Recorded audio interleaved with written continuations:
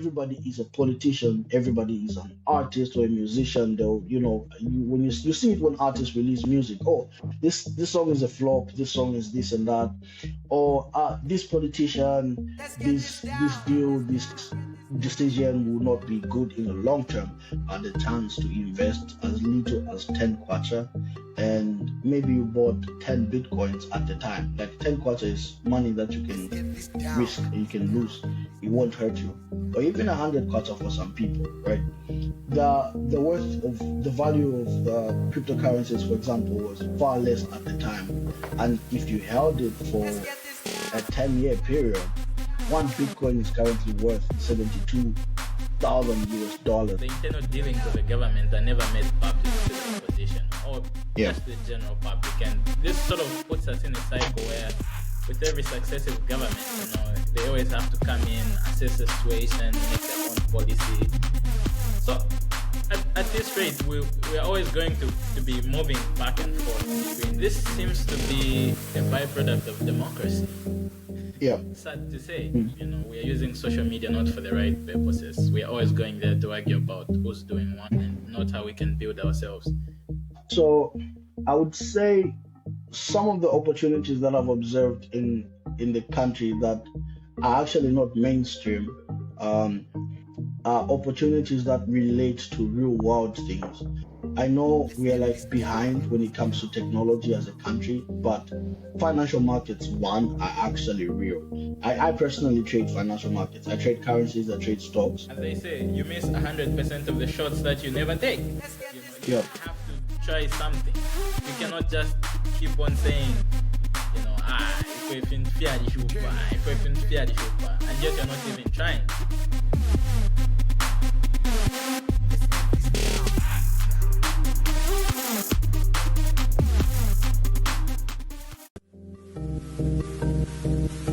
Let's get this down.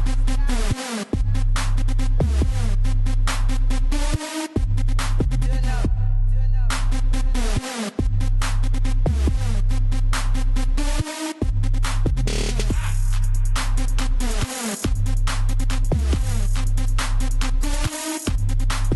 All right.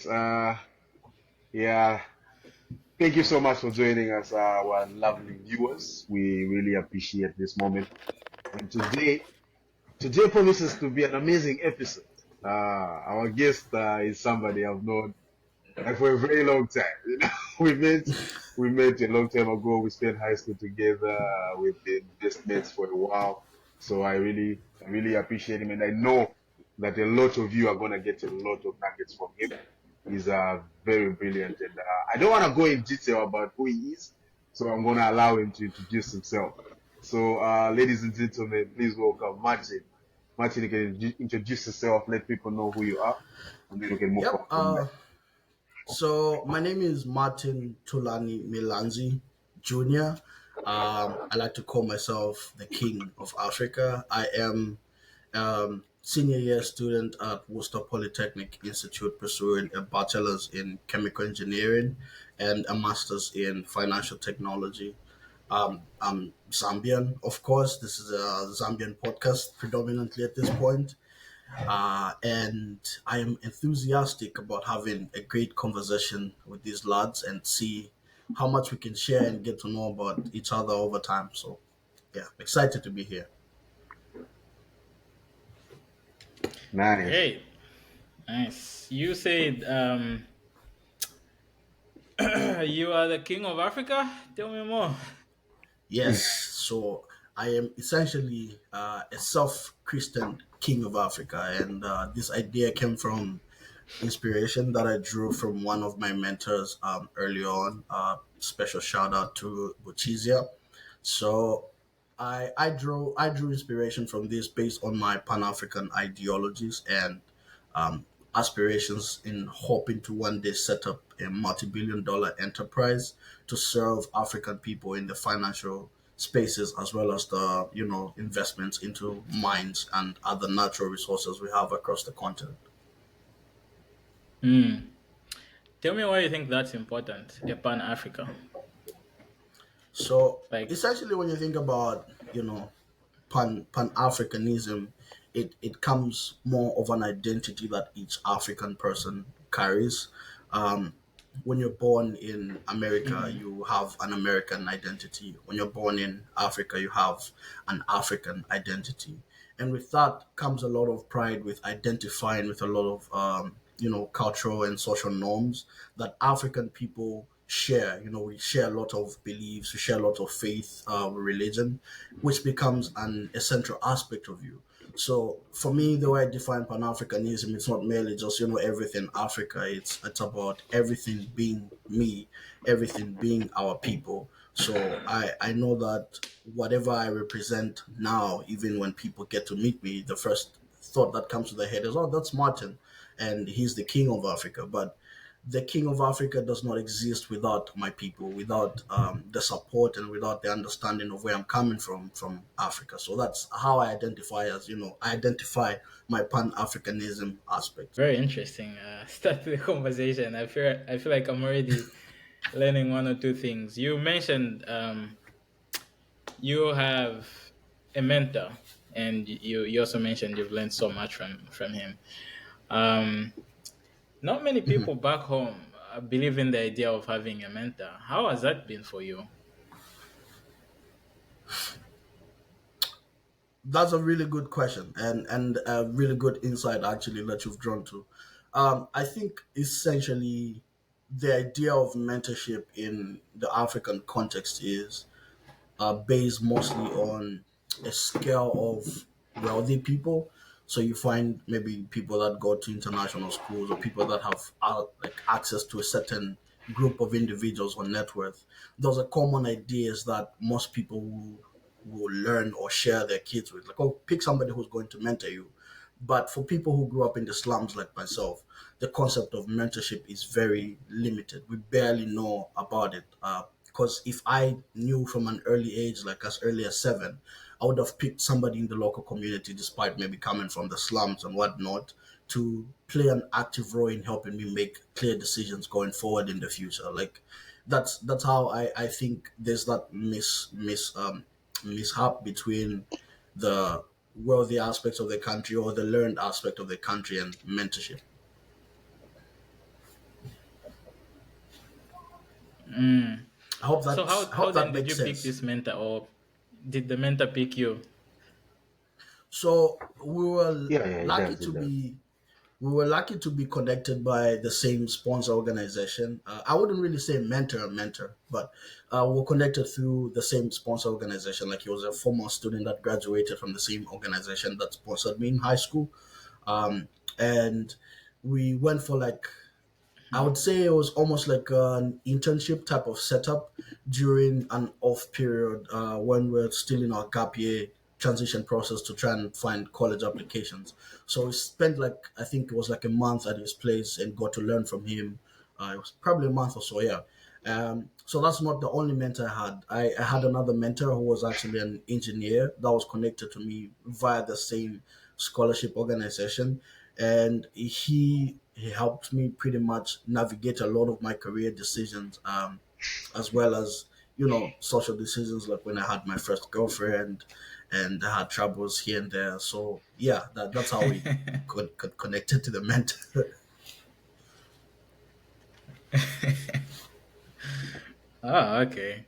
Yeah, that's really good insight. I feel like from what you also said, I think I agree. If I had a mentor early on, I feel like half of the things would have gone better because you have that someone to bounce ideas off of and someone to really guide you because they've probably experienced half of the things you're going through, which is the entire idea of a mentor, right? It's this person who Yep. has certain qualities that you aspire to have or something in those lines. Jackson, do you have any mentor that you? Yeah. So for me, like the title of mentor, people usually get lost in that concept, right? They think it's somebody that is always high achieving and stuff like that. And for Yep. me, it's not always that. For me, there are different people that I look up to for various reasons. So, like I look up to Martin for his work ethic, his hard work. I look up to Nelson for your vision. I look up to people, different people with different things, and those people in my Yep. life, I consider them my mentors whether they are directly like telling me what to do, or they're just like the way they carry themselves, I'm able to learn from them. That's how I consider mentorship for me. But I do have a couple that are like directly tell me what to do.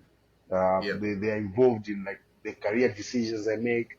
They advise me on some things to do. I do have one or two of such people, and I really think it's very important for people to have such around them, because they like I watch a lot of comedy shows, right?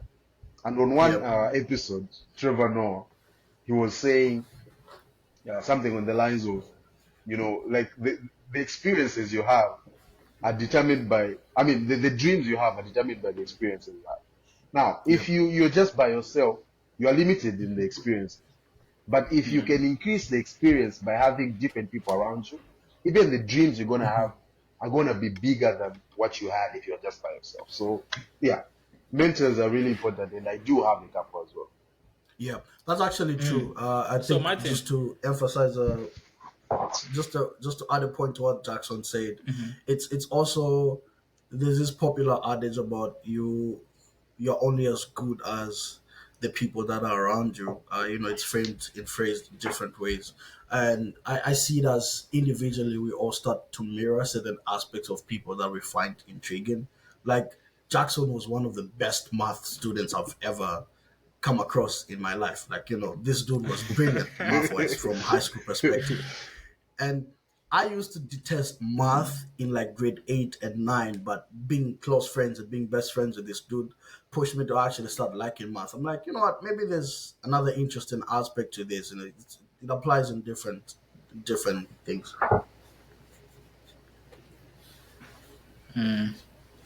that's interesting. So going by that, Martin, I'll bring this back to you. Seeing how mentorship has greatly improved and impacted your life, are you doing anything to mentor the next generation back home? Are you reaching out to a few individuals that you see potential in, or are a few people reaching out to you? Wow. Yeah. So I actually have actively mentored a group of students before and helped them with like college applications as well as like leadership development. Between 2019 and up until now, I'm still in touch with a lot of the mentees I had from like the 2020 period. I think it's about 10 to 15 students that I've worked with. It could be more because I have, well, there's a lot of information I have to release now, so I have to break it down individually. So, from the scholarship organization I was with, I worked with some of their students, like helping them with tertiary applications, as well as just helping them navigate what it's like to be a teenager in Zambia and whatnot. And with the relationships I've built with some of those students, despite them going off to college and deciding to do whatever they're doing in life, I still keep in touch with most of them. So they'll come to me most of the time just to check in. Like, I'm trying to make a career decision. Should I transition maybe from a tech standpoint, or should I transition from an engineering to business? You have those conversations, as well as just general struggles that African children go through. Because when you're a student or you're a teenager back at home, some of the challenges that you go through, your family might see your life, your circumstances to be normal because they're used to it. But you get exposed, you meet people at college and you realize what we're living is barely a shadow of what we can all accomplish or we should all aspire to be. So that's the first set of students that I'm Yeah. actively mentoring and working with. And the other set of students I have is from a project I started in 2022. So it's called the Education Mehewa program. So it's basically an outreach program trying to help refugee students from Zambia get access to tertiary education and conduct like hands-on STEM research experiments. So do experiments in like physics, biology, just to get the students intrigued with what science is like and show them what their limitations are. Because there are barely limitations in the STEM space. You could be, computer scientist, you could be an aerospace engineer. So by virtue of mentoring the refugee students, we've had some success, like getting some students across outside of the country and I'm still in touch with most of them. They'll still check in once in a while, like, okay, I'm having such a problem, or just how are you doing in general. It's important to have somebody checking in every so often. Wow, that's that's inspirational. That's amazing. That sheer number of people that you're talking to is really impressive. Um, Dang, wow, okay. So basing off of that, right? There's this notion back home that we sort of only look at the big. I'll call them the big three careers. Medicine, law. I don't know, maybe banking, finance. Mhm. So those are the major careers that if someone finishes grade 12, if you have 6, 7, 8 points, society will sort of push you towards doing either one of those. You get six Yeah, points, you find your neighbors telling you, this one will be a doctor, this one will be a doctor. yeah, Doctors, true, Hey, engineers. true. some of the people probably don't even have any interest in doing any of those things. Mhm. So I'm intrigued. Chemical engineering. Where did your interest come from with chemical engineering, and how has your experience been doing it here in the US? I'm pretty sure it's probably so practical doing it here in the US. So how has it been? Well, so the transition in, like, just becoming a chemical engineer itself started from as early as, I think, seventh grade. And I remember my primary school at the time, New Ngombe Basic School. It was basic schools by then before they brought their primary school systems. So they brought a motivational speaker. He was a chemical engineer that had graduated. I think it was at the Copperbelt University, CBU. And in seventh grade, I knew I was intrigued by science. Like, science was one thing that I was passionate about. It didn't matter to me what aspect of it was. It's just science would take me days. Like, I would pass almost every I would pass okay in every subject except when it came to science. So when he came, he talked about what he did in his career and what he was working on. So that's how I decided maybe I want to do chemical engineering. And over time, I started getting to learn what the chemical engineering field is like. So from there onwards, from like grade seven, grade eight, I already knew I wanted to be a chemical engineer, and I just went with it. There's been changes, I would say, when I came to the US, with realizations that maybe there are aspects of my life, there are some parts of my engineering skills. Yeah. So um, essentially, how I developed my chemical engineering interest started from seventh grade. And this was as a result of my primary school, basic school at the time. I'm trying to use the word basic as much so that people realize that we're not just recent kids. But my basic school at the time, New Ngombe Basic School, invited a CBU chemical engineering graduate. He had actually gone to my basic school at the time, so he came to sort of like give a motivational speech about his career transitions, some of the struggles that he went through growing up, and it resonated with me as an African child because our challenges are very similar in nature. We grew up in the slums, same stories, almost the same environment.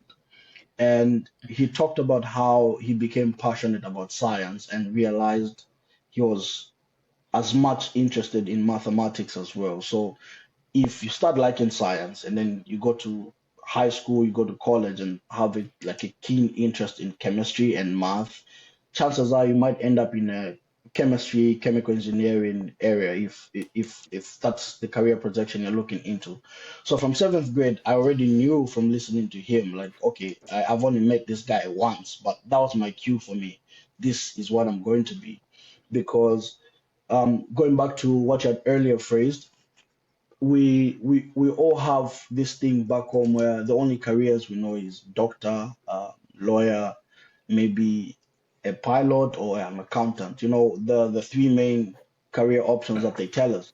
but they never really dive into deeper aspects of engineering because of the shallow knowledge that our family members also do not have enough exposure to tell you about. Oh, actually, engineering is broad. It's not only mechanical engineering, it's not only civil engineering. You could actually pursue, biotechnology, biomedical engineering. There's aerospace engineering. Like you tell kids to just be, you can be a pilot, but what if you can be more? You can actually get to design and build the rockets or build the actual planes that people are flying on. For me, it's a bigger dream to be an aerospace engineer or anything like a mechanical engineer than to be a pilot. Like, give it to me in a much broader aspect. So from listening to him, I actually realized that's what I wanted to do and not primarily just, stick to being a doctor because I knew from the get-go I hated the idea of medicine.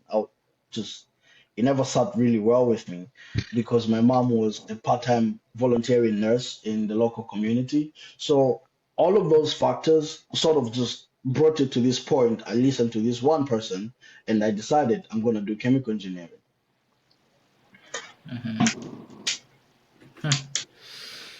Let me take it back a bit then.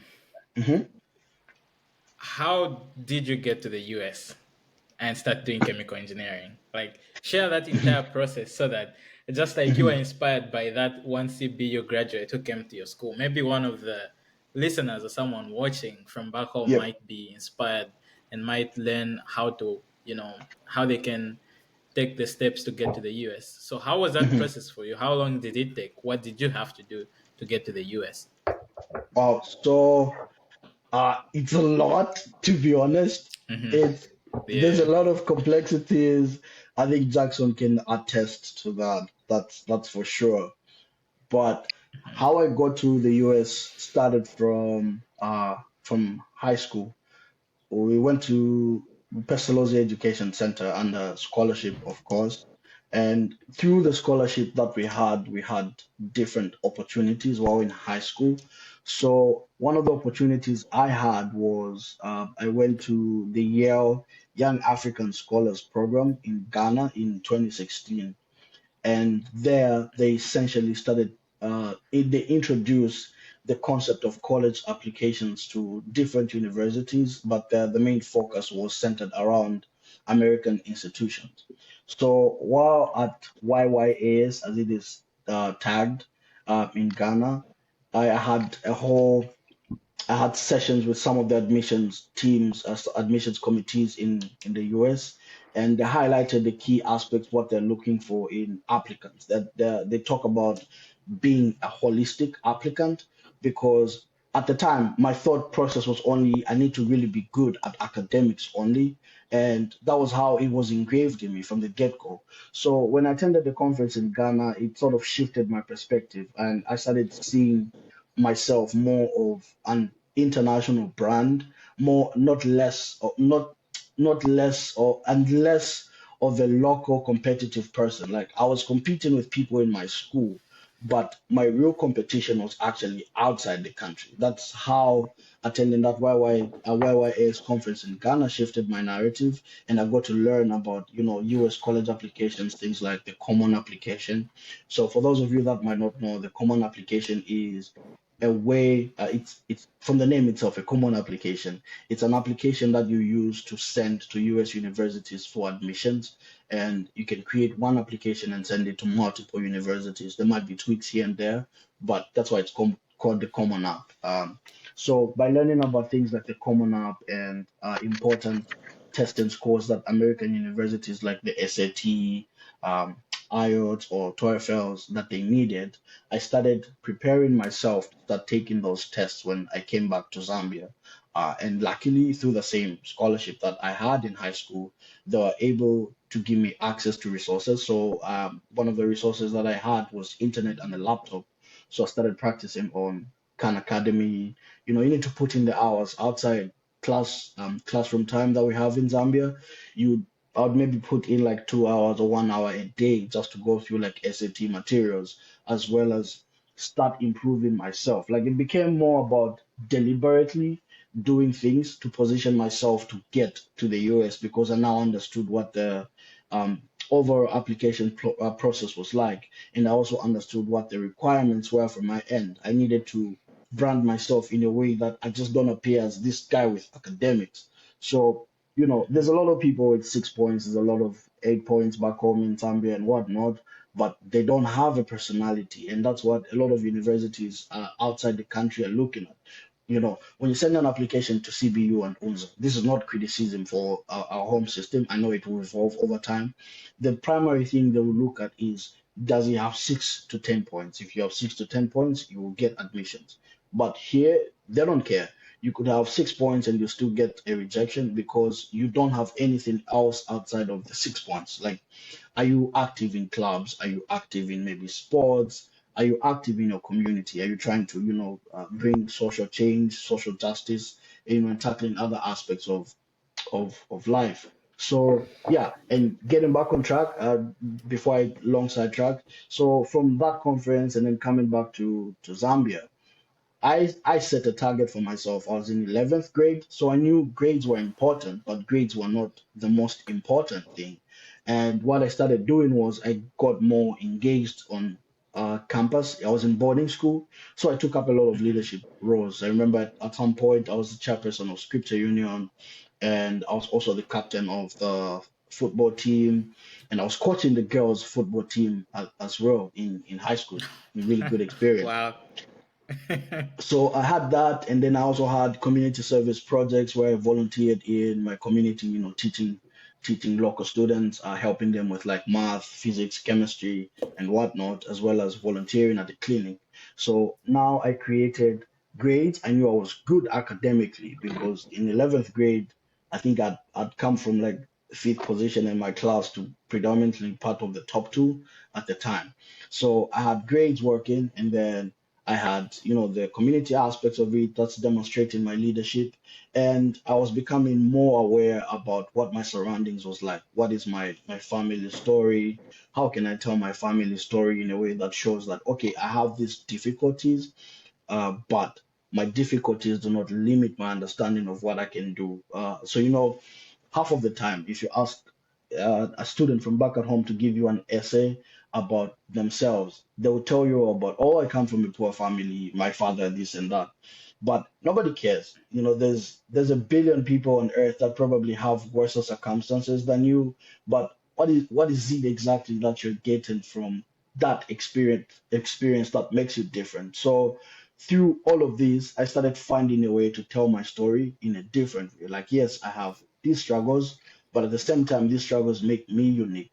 So yeah, that's how I think I became a holistic person, I would say. And through that, it gave me a huge advantage when it came to admissions.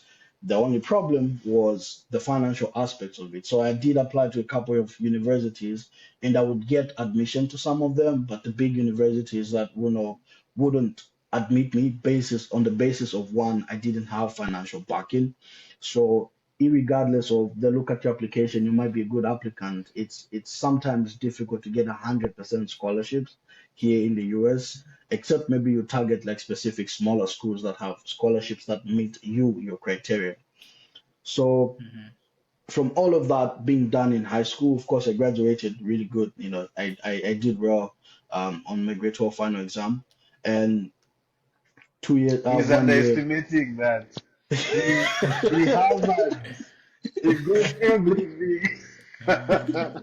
He- yeah, yeah. He came top of our class, and that is huge because our class was competitive.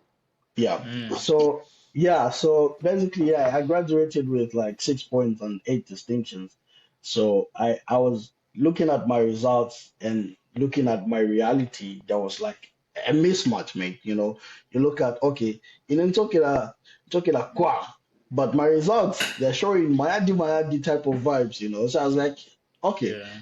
look, this could be a great opportunity for you to expand yourself, or it could be a moment that just breaks you down. Because imagine having, you see a lot of these posts on social media about, oh, people with 6 points, they'll end up going nowhere and whatnot.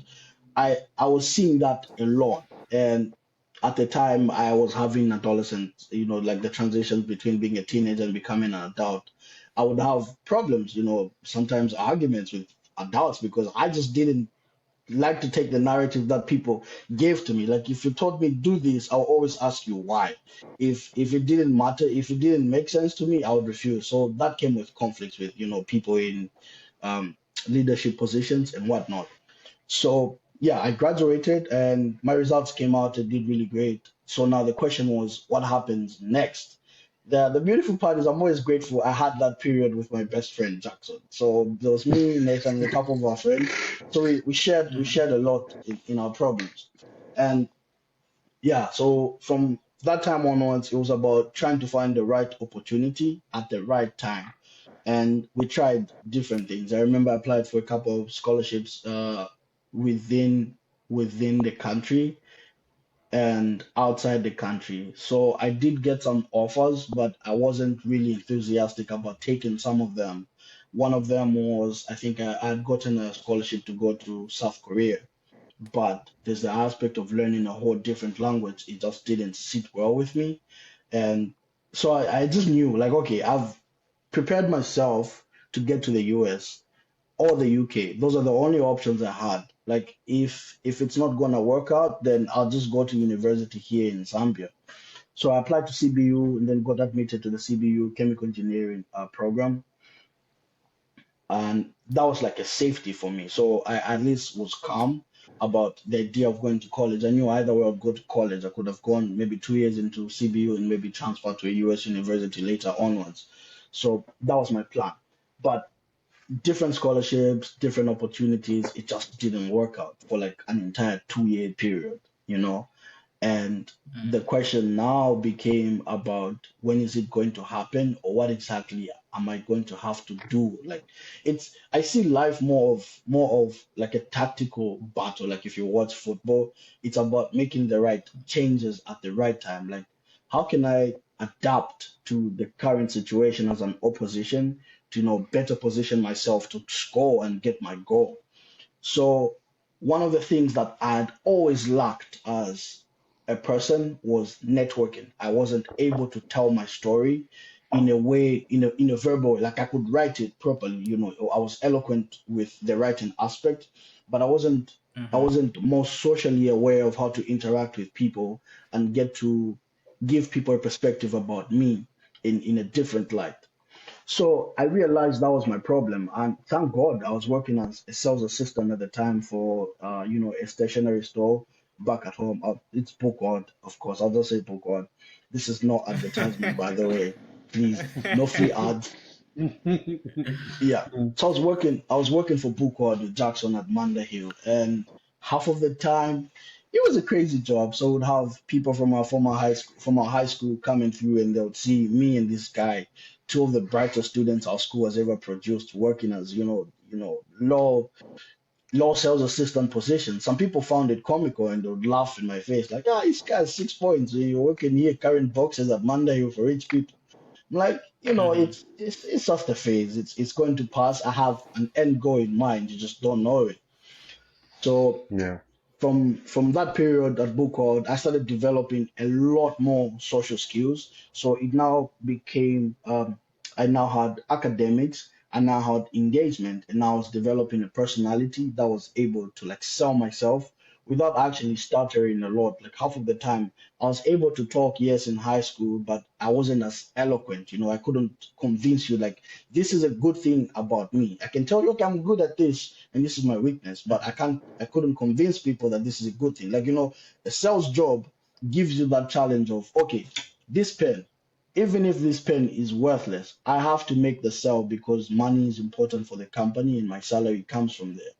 So by interacting with clients at Manda Hill, interacting with people in the book out environment, I developed better eloquence. I was able to articulate for a long time, selling ideas, and in like smaller spaces, I started practicing more of how to narrate myself in form of poetry as well as in a form of just motivational speaking. This is Martin. I went through these difficult challenges, but this is how I see life and this is how I am growing. So that seemed like a low point at the time, but it was actually where I needed to be at that specific time in life, right? And this one day, yeah, this Japanese man. He was a regular client in Bukot. He always used to come every day. He came up, and this one time he was asking me, "You're a pretty interesting student. You know." He noticed a lot of my personal qualities, like my attention to detail. One of them is I'm obsessed with the little small things and trying to, if I'm trying to satisfy a customer that is a regular, it became about trying to go the extra mile. So he always came for newspapers. May he so rest in peace. He actually passed. So he always came for newspapers. I think you remember him, Jackson. There's this old man. There's this old Japanese guy. He always used to come for newspapers that were like a day older because he didn't get them Yeah, in the yeah. first. Yeah. I So the same remember. guy.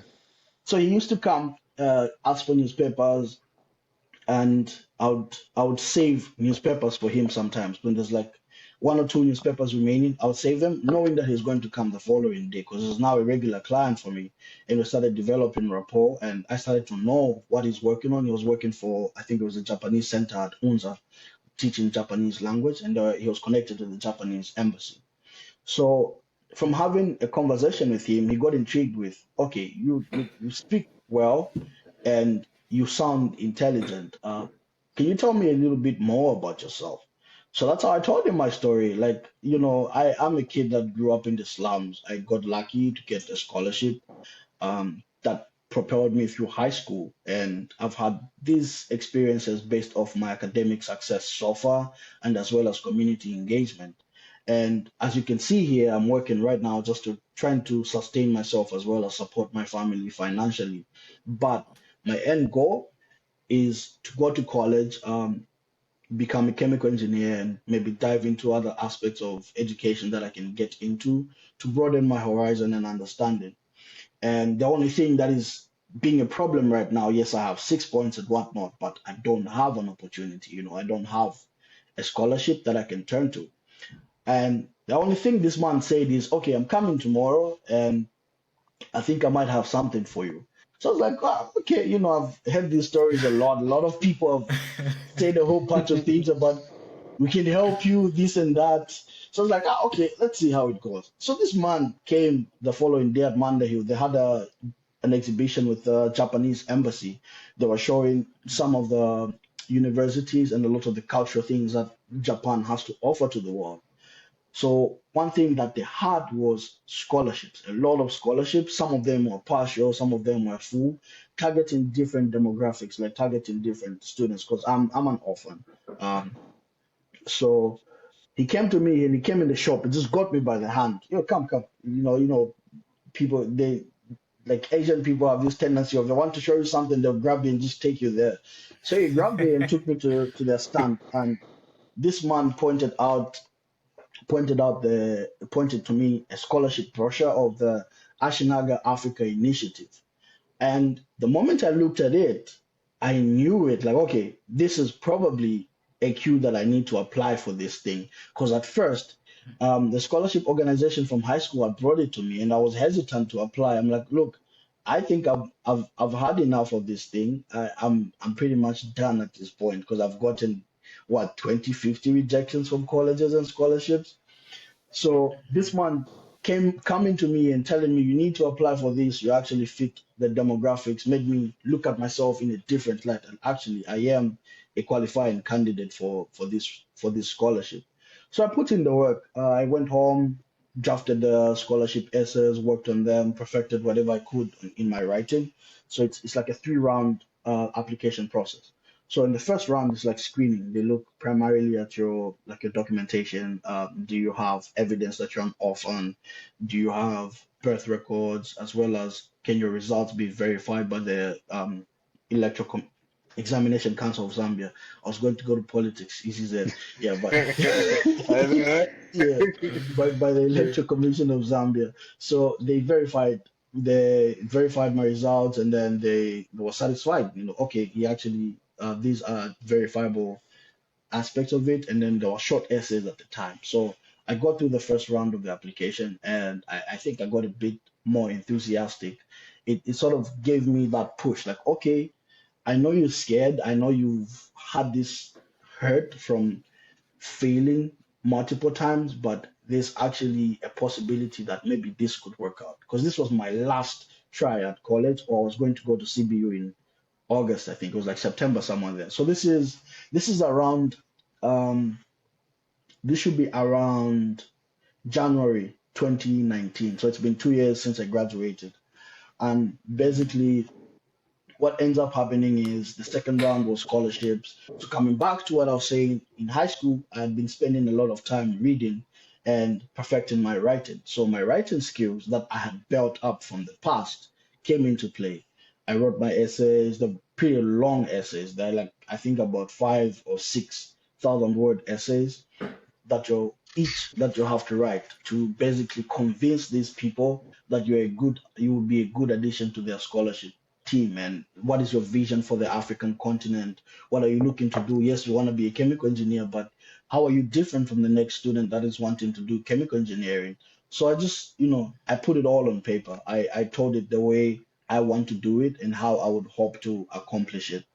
And so that's the second round. I got through the second round, and the last part was the interview stage and the exam stage.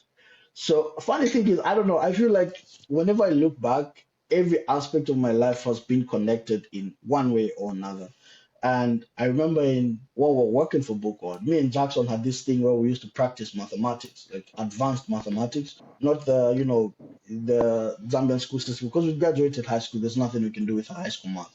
So we used to practice advanced mathematics, like college level, university level mathematics, using the books in Bookworld. So some of the Bookworld staff members would look at us like, what are these kids doing? You guys already finished grade 12. There's no need for you to be studying all of these things. You'll meet them in college when you go to college. But we kept doing it, we kept practicing and getting ready for SATs and whatnot. So when I got to the interview stage, they had advanced math, and in high school, we didn't take additional mathematics because our school didn't have the capacity. But the people I was going to write the exams with, there was four other candidates. There was one girl and two other guys. They went to DK, and the other guy, I think he went to Hillcrest or something, and they did ADMA. So I was at a big disadvantage in terms of what type of topics they would cover in the exam because I didn't have as much breadth. I was limited, but I knew what I was going up against. So they gave us ADMA, and it was calculus. Like, bro, calculus is my favorite topic, I would say. And I looked at these questions. I was surprised. It was pretty much everything I had been studying while working in the shop. Yeah. So aced the exam. I know I did pretty well. The reading was similar to the SAT practice I was doing in high school again, and even the basic math was very similar to SAT math. So I had advantages there despite not realizing it at the time. And it was, a quick exam. It was morning session. We wrote the exam at the Japanese embassy, and from there went to the interview phase, which was in the afternoon. Yeah, but ndog jaka kansima kapalongi kaskari penze break. No, apa festi machako ma exam. Then festi mpaepo grao. Pasa start. Amache tambira buino. We like, okay. Sama Japanese. So they gave us money to go and eat lunch. And when we came back from lunch, bro, my stomach got sick. That was Nsima Amo Street in Zambia. There's such a different aspect. Like, if you're not used to it, you will just mess you up. Yeah. So I had a stomach problem, bro. We went back to the interview to the embassy to continue the examination process for the interview as well, for the interview stage now. And I went to the bathroom. So when they were assigning the interview spots, and because I was in the bathroom at the time, they made me last. So when I came back and then was waiting for these niggas doing their interviews. I was whatever guy when I end up my school ya cool. If they went to like big schools, they have this big aura of confidence that puts you off and makes you wanna shrink, like, am I really going to do anything against these lads?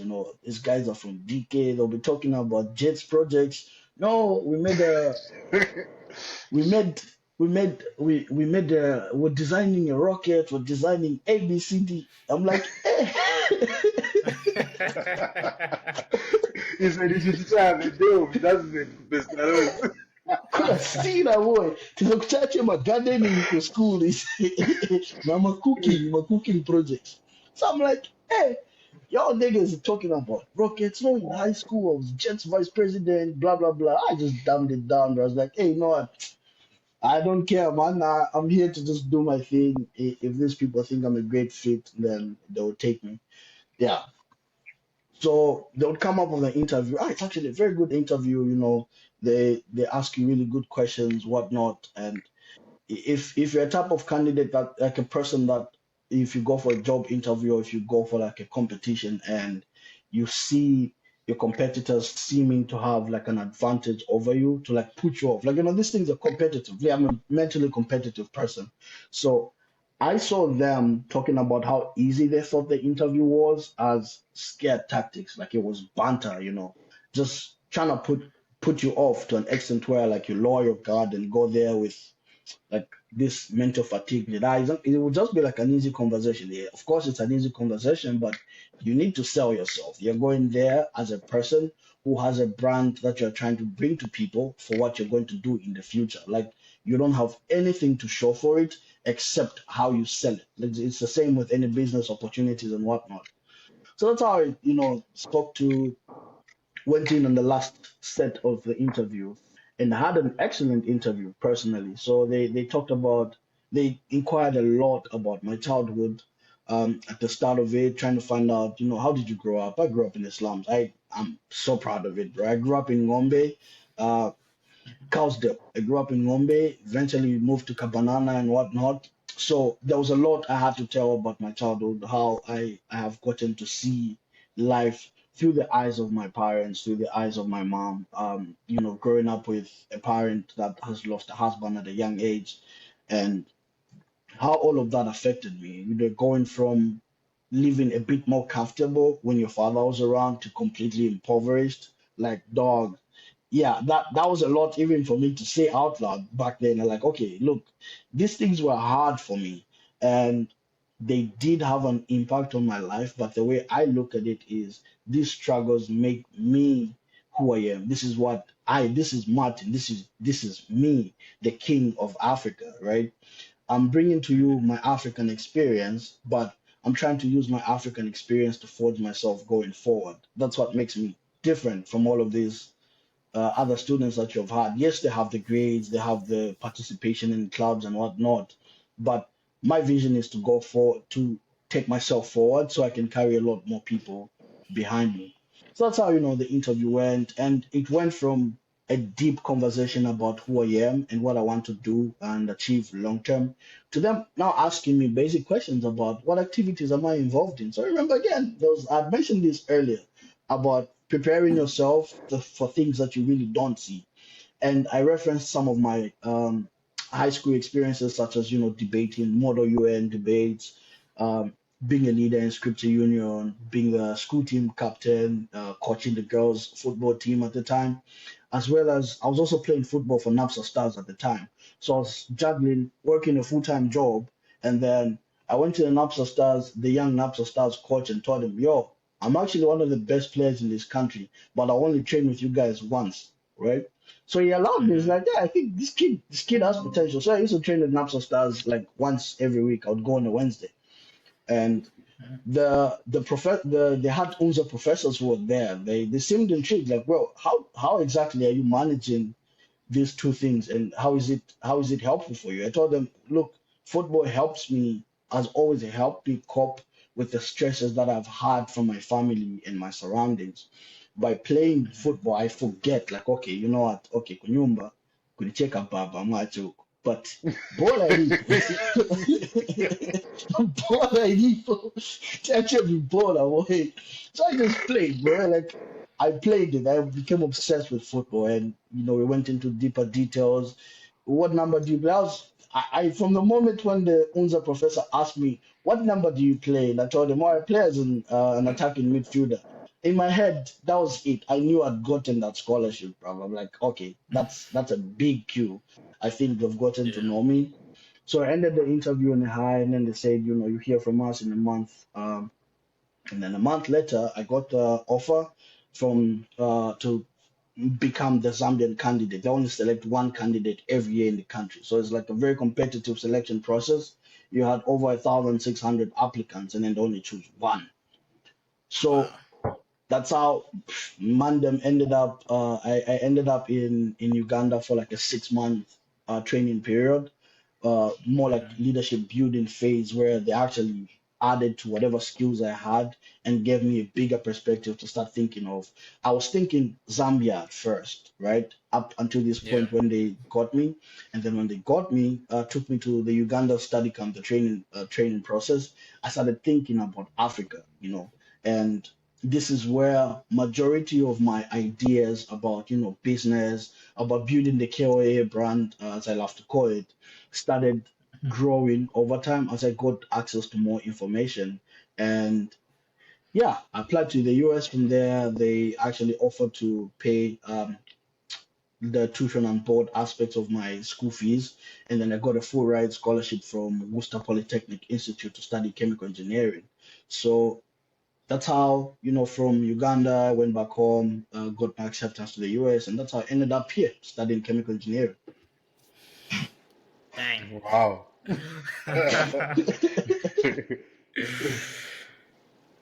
Wow. To everyone out there listening, this just goes to show it's never an overnight thing. Yep, You know, it everything always adds up eventually. You just have to keep pushing, man. Because yep, hearing your story, there are so many points where you could have just said, you know what, nah, this ain't for me. I'm done. But you just yep, kept on going, and you actually just kept on expanding yourself as a person. You find, yep, these days you find someone just working in Bookward and they think that's all they can do. You yep, said you were working in Bookward, you were playing sport, you are actually keeping your mental active by, using the resources that you had in the actual Bookward. yep. That's wow, that's amazing. I need a few minutes to conceptualize this and just soak it in. Jackson, what do you have to say? Yeah, yeah. So like you said, most of the experiences we've had were together. So Yeah. like the aspect of like resilience and waiting, that is really important because do you remember there's one university we applied to It's, I think it's AOU, bro. within our yes, It's we applied AOU, bro. for the scholarship and then we were waiting. We're like, guys, we've got this because we were the three Ah, of us. It was me, Martin, and Nathan. We all yeah, applied. And they were like, at least one of us needs to get this, you need guys. to get it. Well, I Yeah. remember it was like 8 p.m. 8 Mhm. p.m. waiting outside. They're like, let's wait for this. Now, one of us needs to Yeah. get this, Yeah. and none of us did, man. Do you know It's, how? Like you just feel like you feel like that meme that goes around in Zambia where they're like, you feel like a bucket. Wandiva maskulu. It's bookie, sir. I wish I was just a bucket.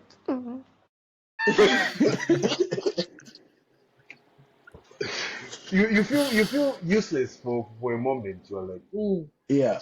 bruh, Yeah. I thought I had the grades and I thought I had this, but what is wrong? You start What questioning is wrong? yourself. But like Yeah. you never stop. Yeah. Just keep on putting the work in. Keep on pushing it. You end up where you're supposed to be. Yeah. True. True. Yeah. True. And I think one of the other lessons from Martin's story, it also just goes to show about, I think, one major thing that I feel like our country lacks, as you rightly put it, packaging our story.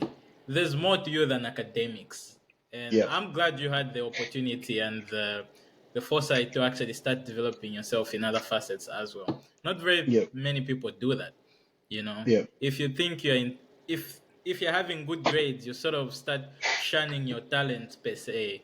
If you're good at soccer, they're like, nah, you can't juggle these two things. There's always this narrative back home that I see. Even I think Mhm. it's mostly with comedians. If you're a Yeah. comedian, you cannot sing, you cannot do more than one thing, and I always find Yeah. that funny. It's Yeah. like you can do anything you feel like. True. So I True. feel like that's an important point that you brought up. You can package yourself and you can be, multi-talented. You can involve yourself in so many things, and at the end of the day, you get like so well rounded, and you're like this bowl of this wealth of Hmm. knowledge and wisdom that everyone can tap Yeah. into. And Yeah. I feel like I don't know what what you'd say about this, Martin. I feel like Zambian universities and colleges should start, making people write personal essays and add that as a criteria. Yeah, I would argue that would be a good thing if they added it, because right now, yes, I know academics are important and they sort of foretell if a student might be successful at a university, because yes, universities are all about academics, but the way modern education infrastructures or education systems are being structured, they're trying to Hmm. create, globally aware citizens. You're a global citizen Yeah. who just isn't all about, okay, I got an A in science, I got an A in biology, I got an A in Chinyanja. And if UNZA and CBU inculcated a part of that has a common essay, and it would actually have an opportunity to bring in more people and create more jobs for the country itself. And people actually read some of the statements that the students are sending in.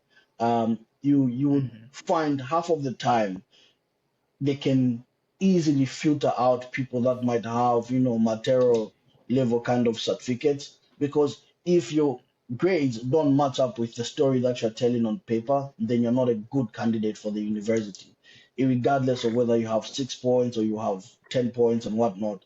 Because half of the time you see some of the students, apart from academics and talking about, oh, natural science, NS, this and this and this is difficult, they don't have a personality away from what they get at university. Are you doing anything other than being a student at UNZA? Are you engaged in your community in any way? Are you trying to become an entrepreneur? Like, we have a deficit of jobs back home. So half of the time we take people who are already conditioned with the mindset of, okay, I want to be a worker when I graduate. When they come out of the university, they don't feel challenged in any way, even through the university application process.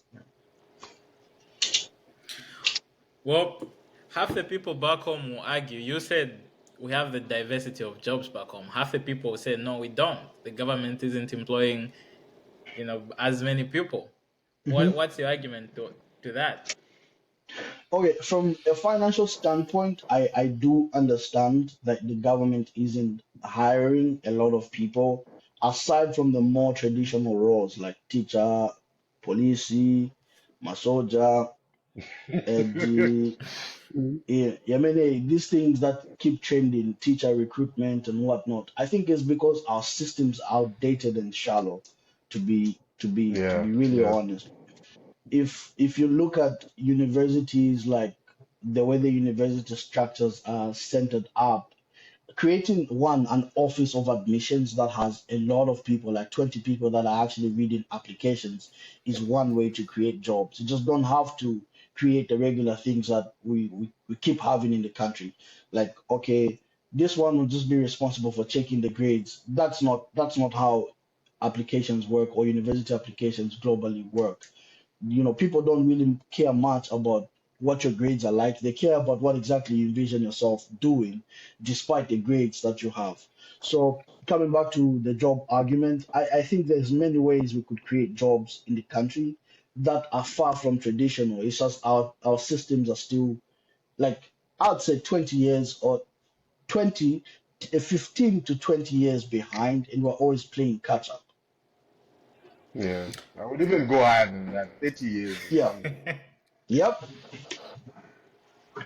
So, as a Zambian youth right now, you Mhm. don't have the capital.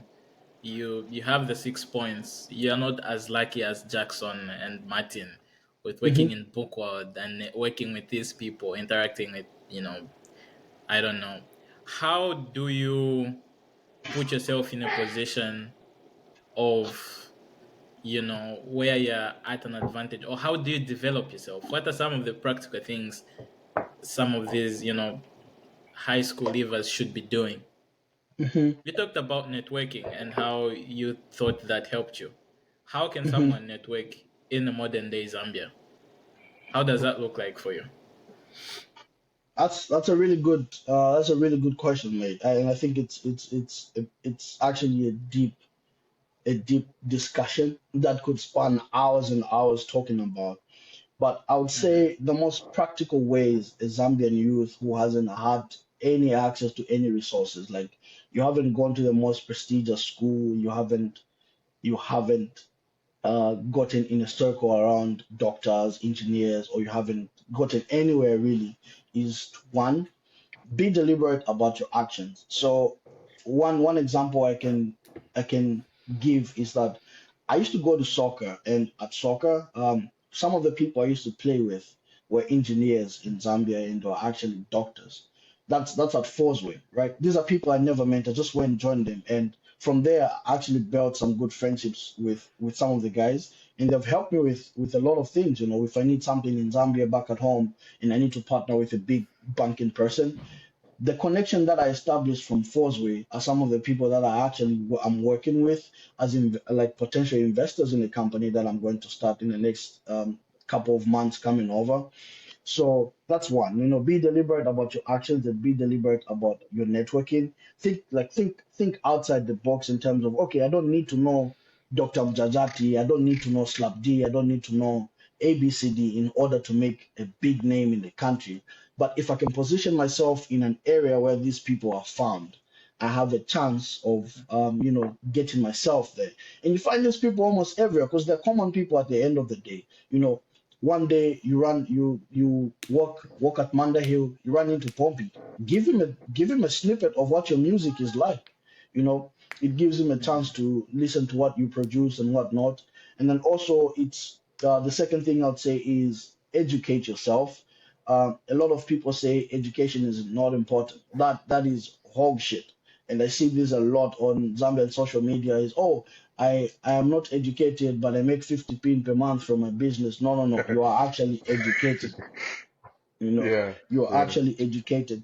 The experiences that you've had over time as an entrepreneur have brought you to a point where you know what exactly you are doing and how exactly you can be advantageous in your position. So educate yourself, like read books. One, reading is a very um, it's not overly preached or emphasized in Zambia to a lot of youth because of the excess usage of social media and whatnot.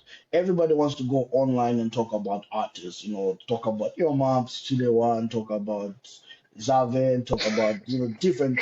There's that emphasis, and they'll type long paragraphs about arguments about who they think has better music, who they think has better this and that, but they don't spend time trying to deliberately enlighten themselves about things that you don't know. You could learn how to code without actually going to a university about coding. You could be the best programmer in the world, but just read it. Okay, there's books on this and this. Let me get access to those books. There's books on leadership. Learn more about leadership. There's books on uh, almost anything that you really want to, and they're free. The internet that you're using on Facebook and Instagram, yeah, Yeah, those were yeah, some good nuggets.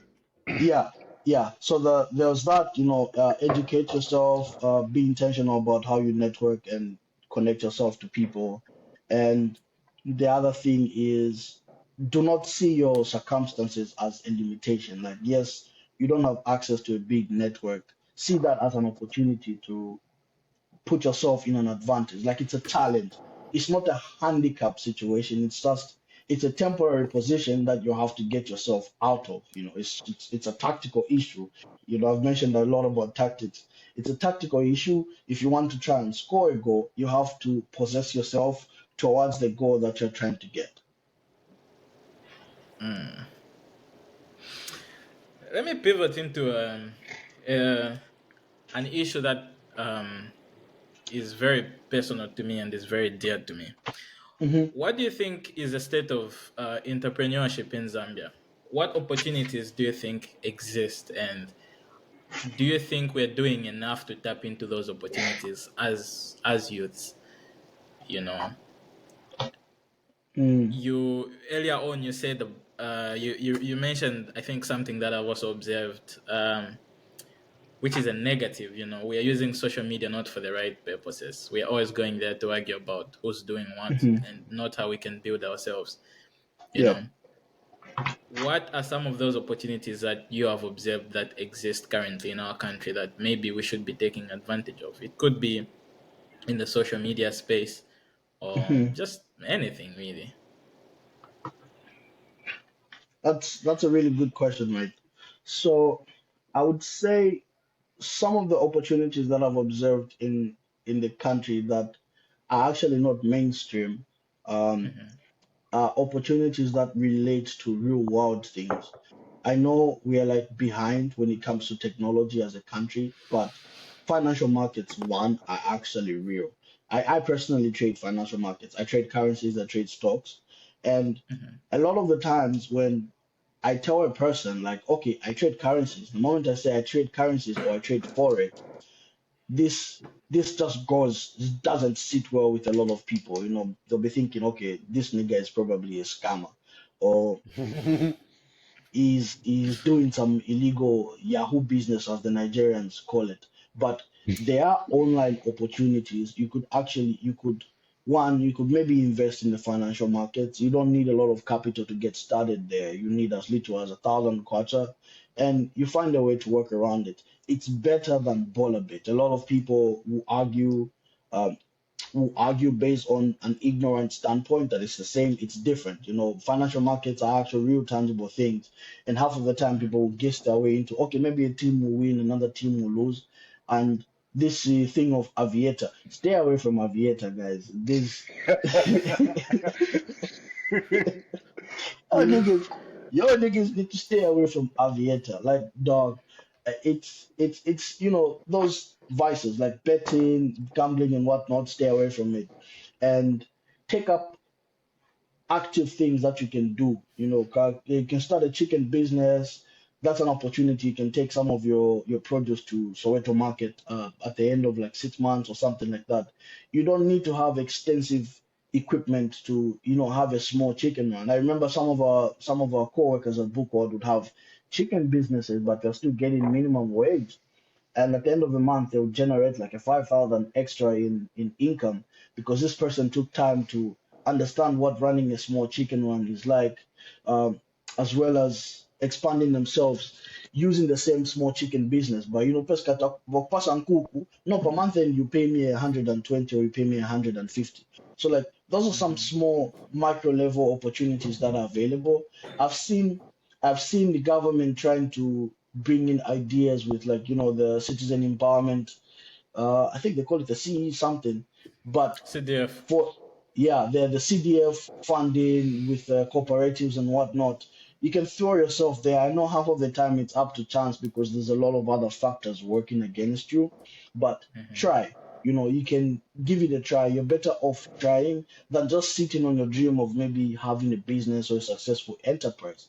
You know, and when I've seen some of my other friends actually selling stuff. Like they would order things from around Soweto. You can order something from Kamwala, but the way you price it on WhatsApp and advertise it can trick people and thinking, this thing came directly from Germany. It's those little items that people tend to ignore. There's some opportunities that you could fall on, as well as try and compete for external opportunities in funding. Like there are there are some foundations that I know, like the Tony Elumelu Foundation in Nigeria, that sponsors young African entrepreneurs. Like if you have a business idea, register yourself with PACRA, get a TP in, have like a separate legal entity. That way you can actually create a business enterprise, because there's a lot of opportunities for SMEs, I think, but avoid getting a bank loan if you can, because the loan rates in the country are not ideal for small scale entrepreneurs. Yeah, I I see. love the fact that you brought in to say if you're starting a business, avoid getting loans. Yeah, You can do so much with your social capital. You can do so much with the little you have. The problem that I've noticed with many Zambians, every time they think of businesses, they like to go grand. It's for I say, can get a market, tinkering setizili. Bruh, yeah, you can start small and grow yourself from there. yep, Like, there's a lot of nuggets that Martin is spitting here, and I hope everybody is jotting them down. But one of them that he said is, just going back to when he was applying for school, he said being intentional about it. So you first yep, have to see yourself at a certain position, because yep, there's a friend of mine, not really a friend, somebody I knew. who got a job and he was getting around 500 to 1,000 kwacha.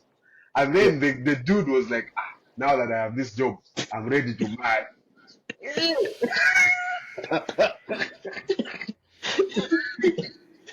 Kufana wampili ukwatile.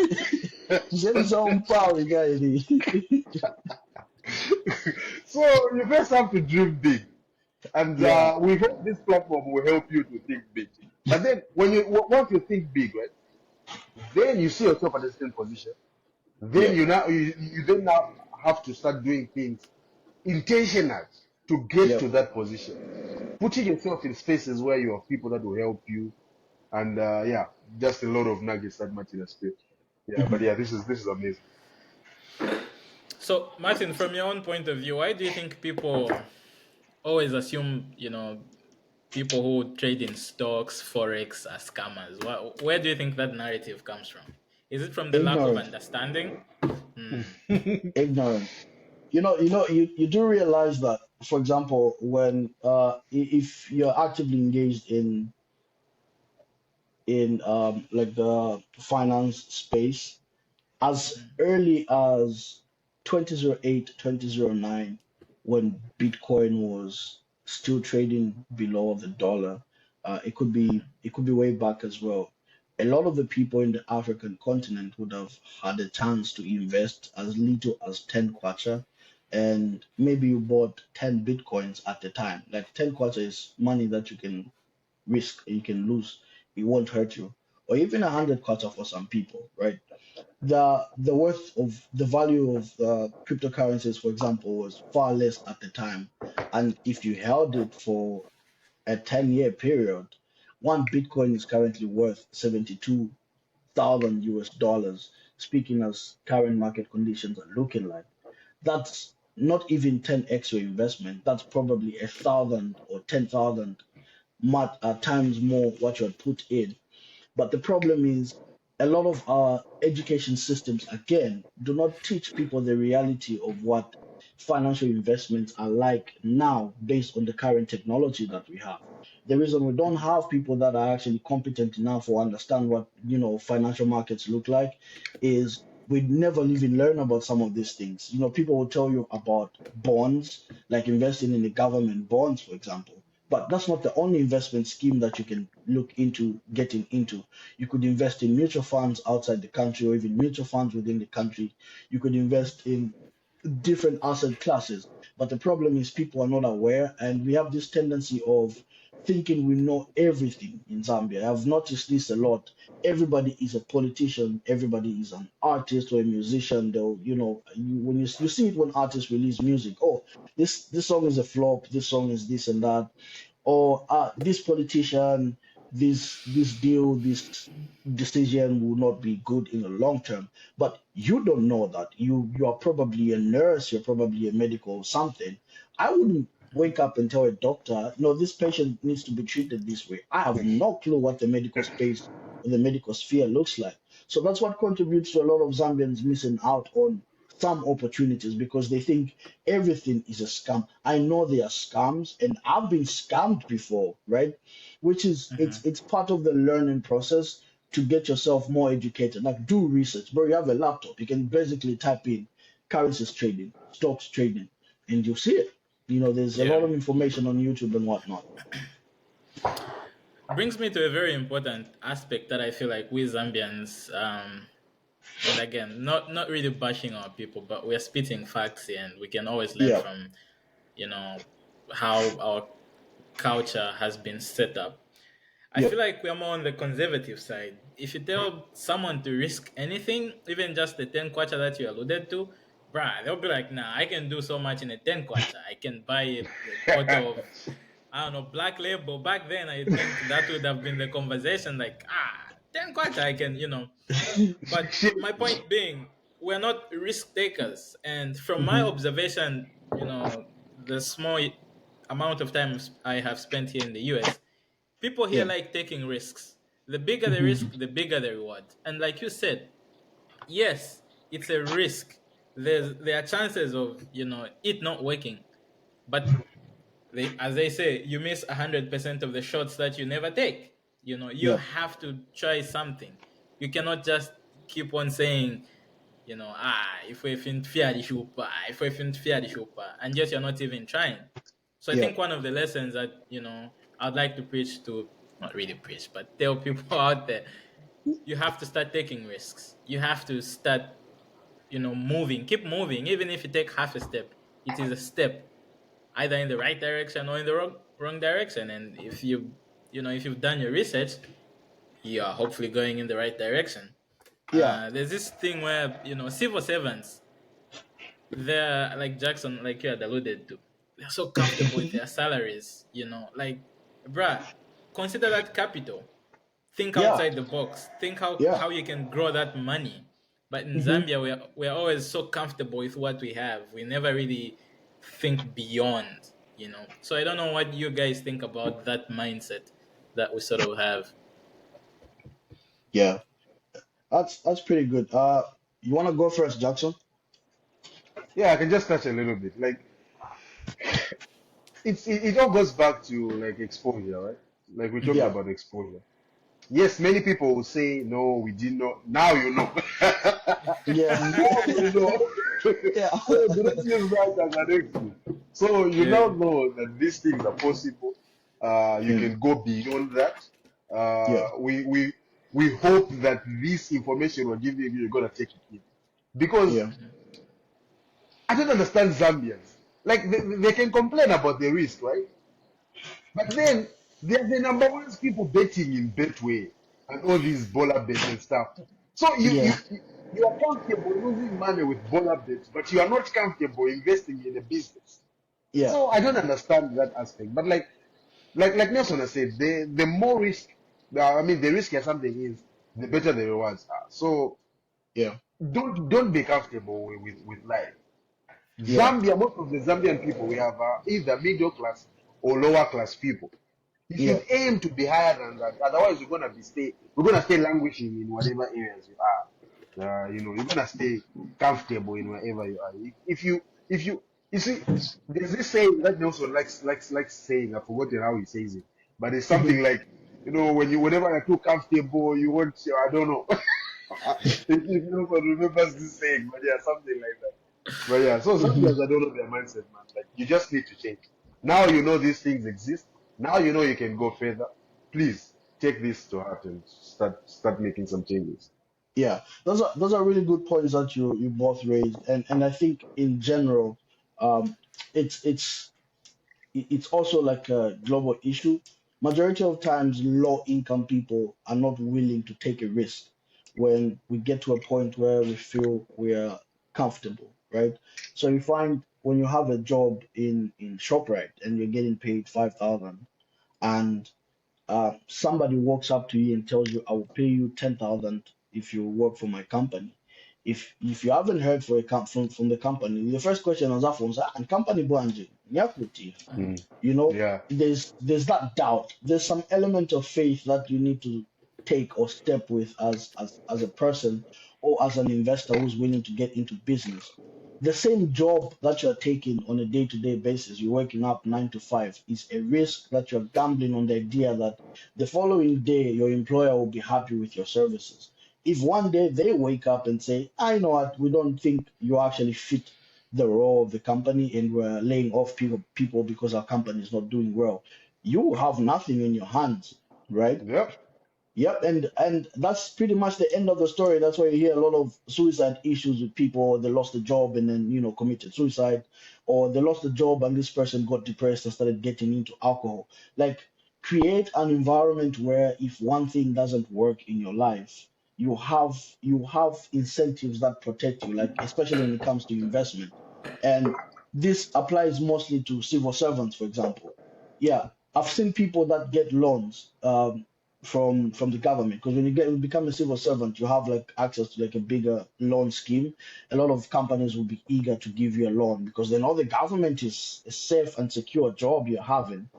And people will get loans, and they'll get a loan maybe to buy a car, like a luxury car, a Mercedes Benz, but that car will cost you 100K, and you'll be paying it back like 3K or something like that, in terms of adding up interest and whatnot. But if you think around it, that's actually a liability. It's not an asset for you. It's not an asset for your family. You could use loans to benefit you. I know wealthy people play around the idea of loans in different ways when they're trying to navigate the issue of taxes or evade taxes and whatnot.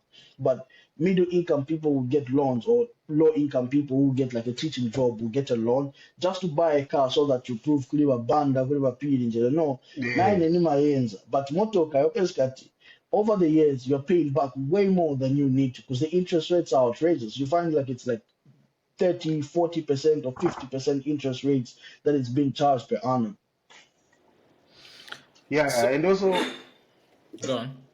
yeah, just wanted to add a point to say, like the point you brought about, like the hesitance that Zambians have to adopt new stuff that comes to. Yeah, They are always questioning to say, hey, trying up, forgetting yeah, that even the known brands, at some points, they were not known in Zambia. yeah, Hmm?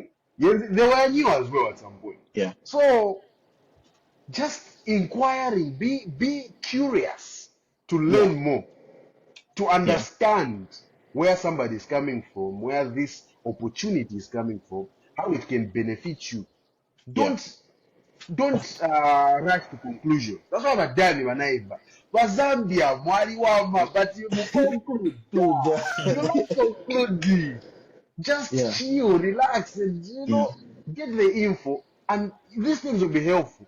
They yeah, are hopeful, like there are many of us who have had the opportunity to travel abroad, and we have aspirations of starting up things in Zambia, right? And the challenge that most people have is introducing this new concept to the Zambian, because the Zambian will be like, "Chikabo Invera." Yes, because I'm new. yeah, Because this is where we're starting. But just give us yeah, chance. Try to see how we can, how this opportunity can benefit you, and then move forward from there. Don't rush to conclusions, Zambian. yeah, yeah. And also, I'd say even as you try, if you're trying to mitigate risk, because I know almost every investor is trying to manage their risk when they're putting money in. Of course, you have to take risk with a leap of faith. One, you can take calculated risks, but don't be afraid to try and risk something to try and get a bigger reward.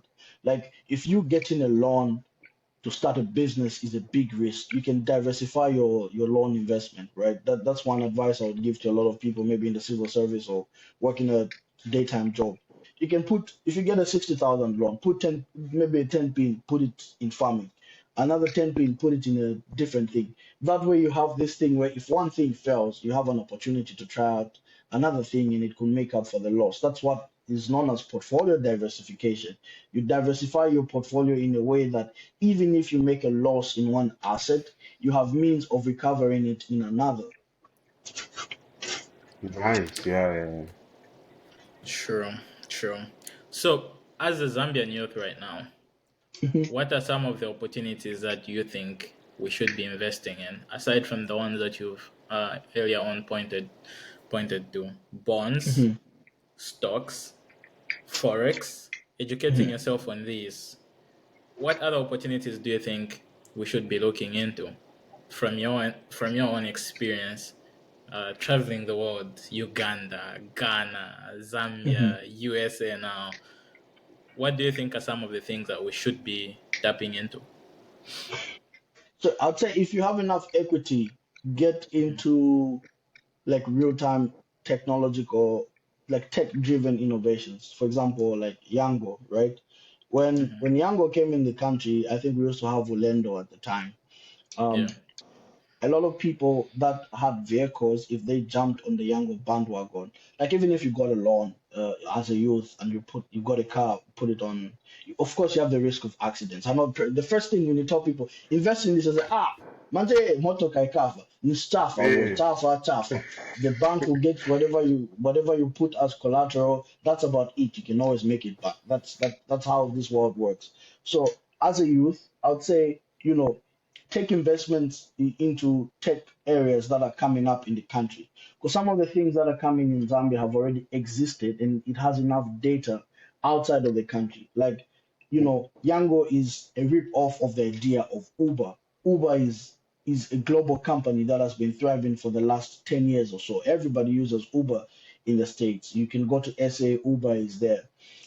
Like jump on a lot of these opportunities that come in and see for yourself. Like if you notice, okay, I don't think this is sustainable, it's stable. If you don't have enough knowledge about it, go to an investment advisor, ask them, this might sound like, well, this is just for the rich people. No, but you can. If you can afford booze every weekend, but Dakar or in Chicago's and whatnot, you can Hey, definitely afford to go to an investment advisor or go to somebody who's interested in investment sectors and find out what is the most trending investment scheme that people are investing in. Avoid Ponzi schemes, though. Avoid those multi-level marketing things. They tell you, oh, bring one person behind you, you know, hey. go like those things. Zamfund. I remember I got scammed as well. Zamfund Lagos. Yeah. Inaenda tu pino, inaliwa mazuri. Oh, You know, you might feel. mm, gone, my G, gone under the bus, rug pulled like crazy. But yeah, like it's those small things, and also you can develop partnerships. I'd say venture into agriculture. Like now that we have like a drought or situation set up, find a way where you can balance up between what resources we have locally. Like, can you maybe partner with a friend of yours and use solar, for example, to feed a chicken run. It's the small things that you can look into getting into. It's not all about accomplishing like big things, like buying government bonds and whatnot. Yeah, just on that one, before I forget this thought. Yeah. Hey, the fuck am I saying? I'm worried that one. But but I wanted to say oh yeah, partnerships. Mhm. Zambians, we have this tendency of competing for Yeah. no reason. You can succeed by working together. Yep. You do not like if you notice most of these big, multi-million dollar companies here, Hmm. none of them were started by one person. Yep. They all had collaboration of some sort. Work together. Do you know what that does if you work together? First of all, it reduces how much you gotta put in the business.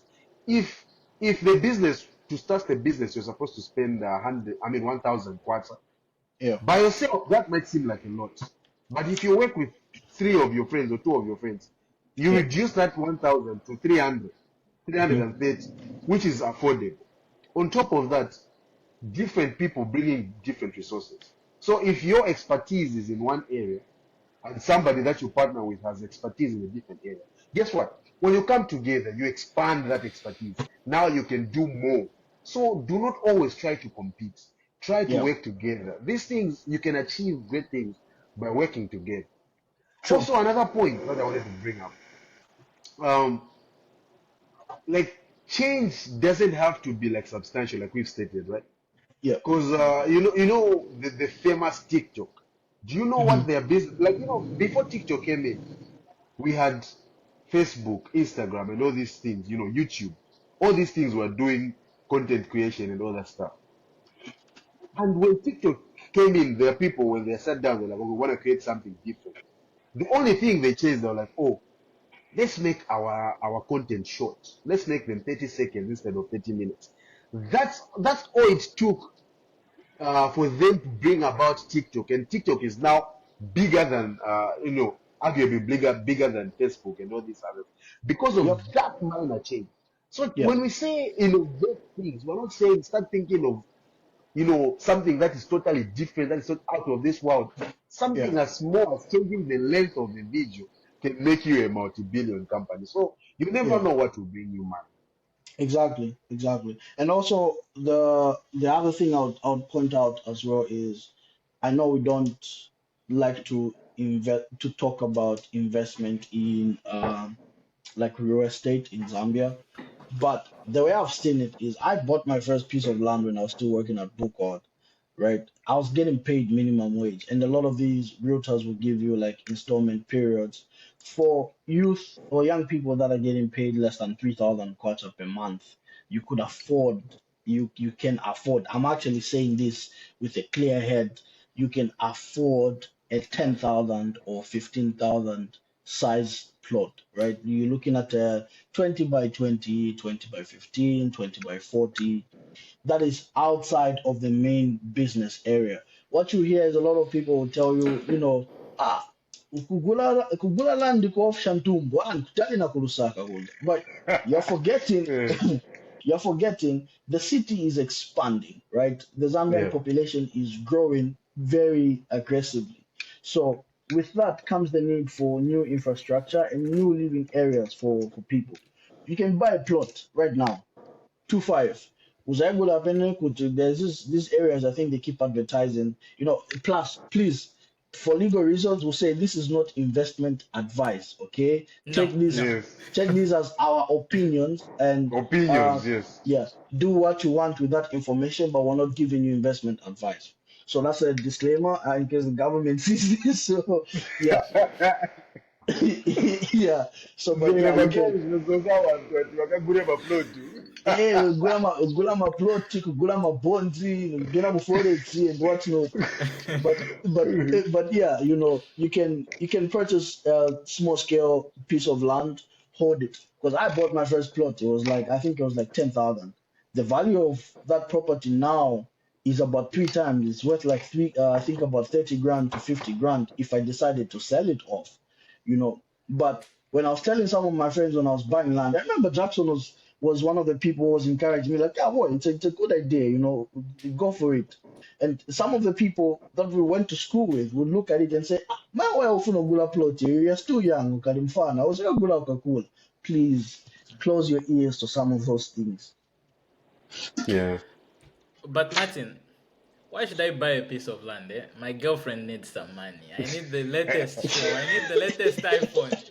I'm lagging behind if I buy a piece of land which I won't even be using right now. Forget your Guza Buddha. Just gonna forget the pie, forget the Guza, forget the iPhone, forget whatnot. Like if you can set aside your personal needs for a short period of time for like a long-term goal, you will thank yourself later that you actually accomplished it. Because I remember 2018, 2019, me and Jackson, we had big financial problems. A lot of expectations on our shoulders from families because of the fact that, okay, we are savings out. Because in Mm. Zambia, once they know that you work for an established company, they think, Ufo, la. But the salaries are not it, minimum Yep. wage basically. So, Yep. take off that weight off your shoulders. Like if you have to actually sacrifice a relationship with people for your own benefit, I would say you do it. Better che vasila na gelo your way wala. Mm. True, and I brought that up not that I'm in that situation, but to show, some of these things that we think actually matter don't even really matter. You know, True. you, why should you be worrying about having an iPhone? Why should you Yeah. be worrying about, spending money every Friday? Yeah. We Yeah. can be wiser than that. Like Martin said, the narrative is you buy a plot or you buy a piece of land when you're older, but that's kind of outdated. You need Yeah. to fix your priorities. If you want to enjoy it, later on, investing has to start now. Yeah. You need to have the foresight to really plan and put your things in order. And going back to the topic that we had before, there's a famous quote that says, great men are made in tough times. Yeah. So right now, the country is currently facing the drought issue. So, if you can think outside the box of some of the problems that we might be facing soon and how you can solve those problems, pretty sure you can make some money off of it. I think you Yeah. had said something about the solar issue. The maize issue can also be something you might look into solving. If you can buy maize now, probably sell it later on when it's more expensive, More because expensive. that is going to happen. It's just a Yeah. matter of time. You Yeah. know, so that kind of thinking and not just sitting and saying, government, but still employ. I feel like Yeah, that excuse is now odd at this point. We need to be Yeah. more yeah, innovative as a country. The government cannot yeah. possibly employ everyone. Everybody, Yeah. yeah. You know. Wachipepa kwa government otinanganeko pakanya mpepo Campaign. Now, because one was off from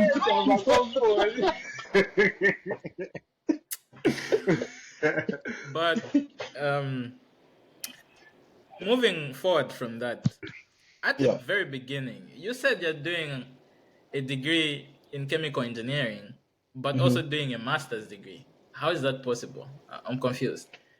Uh, okay, that's a good question. So our school has an accelerated BS/MS program. It's a joint bachelor's and master's program. So what ends up happening is you can double count some of the coursework that you do in your bachelor's, some of the courses that you do in your master's to count Hmm. for some of the undergraduate course requirements. So I've used two of my grad courses in my financial tech master's to count as part of my undergraduate course requirements as well as my graduate level requirements. So basically, here you can start doing your masters as early as junior year, and you can take an extra 1 year to finish off your masters after you graduate. So it just puts you ahead. Some people graduate with their masters at the same time as they get their undergraduate because they come with credit, for example, like if you have AP credit or maybe you had A level credit like from the UK or you have IB credit. So there's that. So basically yeah, that's how I got to start doing my master's. I applied for it in my junior year, and initially I started with business analytics, but I transitioned more specifically into financial technology because I trade financial markets. I see. Let me dive into a whole totally Hmm. different segment here. Hmm. So we are all from the great country of Zambia, right? What do you Yep. think of the political landscape right now? Where do you think we stand? Because the government is sort of responsible for creating an environment favorable for Hmm. investment, um, development and that sort of thing. So, Hmm. in as much as we might want to run away from it, it's a very critical aspect of our futures. The Hmm. people in government make key decisions that will impact us, the incoming generation. Hmm. So we really need to take a keen interest in what's happening, who we are putting in these spaces to make these future decisions for us. Hmm. What do you think of the current state of affairs right now in Zambia? Um. So in And you terms can of take like this in whichever direction you want. You have the freedom. yeah, in terms of current like demographics of the country, I would say we are in a major transitional period despite just changing governments in 2021. Like people would make the argument that, the government should be delivering on their deliverables. And I agree 100%. If you promise people you're going to deliver something, you have to deliver to the citizens and not just, use it as campaign propaganda just to get elected. But the reality at hand on majority of African democracies and governments is because the opposition does not have access to information about how the exact economic spectrum is in the country. Most of the times, hindsight does not work in that case, right? So I'll give an example. The UPND government took over from the Patriotic Front government. They didn't know what the financial books looked like, one, and they had no idea what the internal dealings of government were exactly looking like and how exactly the debt deals were done in the country, how much money was being used in what projects and whatnot. So right now, I would say the current social political climate in the country is a transitional period. It's either a make or break. I remember recently, people are talking about how high the rate had gone between the dollar and the kwacha, but there was a debt deal that was not clear. You remember the rate had gone to 15 and then all of a sudden it went to like, I think 27, 28. There's all of these changes that need to be made, need to be accounted for, the adaptation to what is the current government trying to do and how are they going to do it in the long term. So my opinion right now is that yes, the country is experiencing a lot of political, not political wise, we're stable, but when it comes to an economic standpoint, it is a difficult time for a lot of low income citizens in the country. Some people can't afford food, and that has been the case every single time. But, with much of every transition, we have to see how the next 1 or 2 years plays out. Because the other thing we always underestimate or overestimate is how long it takes to actually implement a goal in Africa. Like, you can elect a government today, they will tell you they'll reduce fuel prices. But when they come into government and realize there's a problem, fuel prices will continue going high. It might take 10 years for fuel prices to stabilize. It might take forever even for millennial prices to actually come down.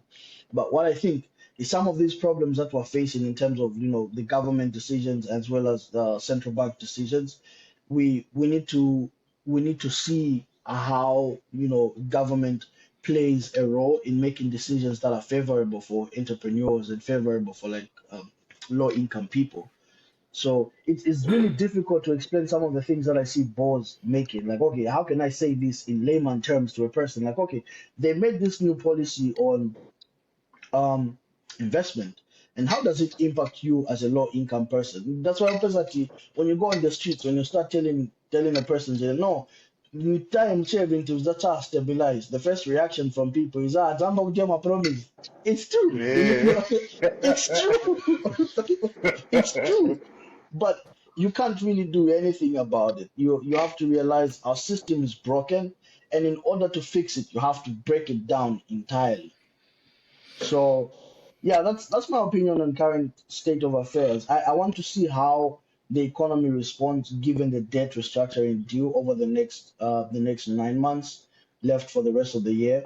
If I see there's any positive indicators that okay, maybe there's GDP growth, there's the inflation rates continue to reduce, as well as an adjustment on interest rates. The interest rates in Zambia are crazy. Yeah, there's no way, you if you make a deposit to a bank, they only pay you less than 0.5% per month. But when you get a loan, they will charge you 30 to 40% interest rates on a loan. Like, that is not a good environment. At some point, the federal system or the Bank of Zambia needs to make a lot of adjustments in terms of how exactly is um the economic circumstances look like and what policies are there. It's the same as the US here. At some point they'll raise hike the interest rate. At some point they'll drop the interest rates just to create favorable conditions. Because one of the key principles of economics is that governments can either make things good or bad by their intervention. So we'll see how it goes. Like right now, I have no clear opinion, but I'm a bit optimistic, and I think we might maybe make a good turn as time progresses. Word. And it always baffles me, right? The fact that you said at the beginning, the internal dealings of a government are never made public to the opposition or Yeah. just the general public. And this sort of puts us in a cycle where with every successive government, they always have to come in, assess the situation, make their own policy. So at this rate, we're always going to be moving back and forth between, this government comes in, they now have to, undo what the previous government did and then sort of outline their, project. And this seems to be a byproduct of democracy. Yeah. Sad to say. What's your opinion on that? That's true. That's really true. I'm a critic of democracy. I personally think some of the most successful countries globally have also been like monarchs or dictatorship countries. I've been to the UAE. The UAE is primarily a monarch, right? They have the sheikh, and the royal family runs majority of the operations of the country. People argue, yes, the UAE because they have oil and whatnot, but look at the British. despite the monarch not playing like an integral role, the UK is one of the most successful countries in the world. So, with the idea of democracy in Africa, in Zambia to be specific, when one government comes in, they try to block any chance the opposition can maintain checks and balances in a more accurate manner.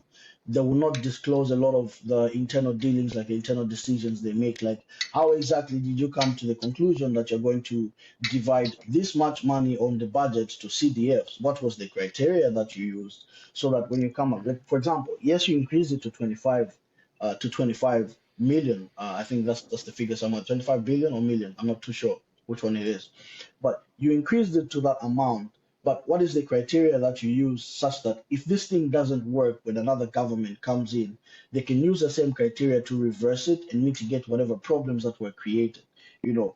So it points to an issue of transparency in terms of leadership and as well as inefficiencies in how the democratic process operates. Like it's a handover. Like when you watch the handover, it just looked like this nigga was passing one briefcase to another guy and just say, "Yeah, deuces, I'm out." But you know, like what exactly do you have? Like, do you have documentations that will, allow you to audit the new government to audit themselves in a short period of time and then immediately transition into implementing better policies that they had? Like if RB, Rupiah Banda, or even the UNIP government had been more transparent with how they went about the privatization process, the debt restructuring deal that Mwanawasa got, as well as how Rupiah Banda and the MMD ran the economy to SATA, to the former president Edgar Lungu, and now to the current government, we wouldn't have this constant, okay, you put a new government in. The last government took you 5 years. The new government that comes in has to go back 4 or 5 years back so that they can try and reverse whatever the last government did before now starting their new things in a second term. That's why you have people who want to stay longer in power at the end of the day because they feel, okay, well, while last they did this, I have to take it back and then see how I can now move forward. Do you think the president's term should be longer than 5 years then? I think it should be longer than 5 years. The 5 year term or the 4 year term works best in developed countries. But one, we cannot afford an election every 5 years. Okay, that's a reality. Like if you're looking at it from an economic standpoint, it has one, the social aspect issue of it is when elections come, our country is at the most unstable state and anything could happen. It's always bringing us to a constant tilt point where whether you're thinking, kuzangala marayoti, kuzangala makada, kuzangala what and what. That shouldn't be happening when you have a democracy that is fully functioning in a country. I personally would increase the term to 8 years if it were up to me, just to give the person who's in power a bit more time to actually implement their policies. Because, when you put in new economic policies, they don't take into effect right there and then. The economy has to first see, okay, is this good for investors? Is it good for, the capital markets? Are they looking at the country and saying, okay, they're putting this policy, this is good. We can actually pour in more money into the Euro bond. We can pour in more money into whatever assets that are Zambian at the point. So yeah, I would say increasing it. If the 5 year term is not efficient, it's too expensive for our democracies to contain, and it brings a lot of instability.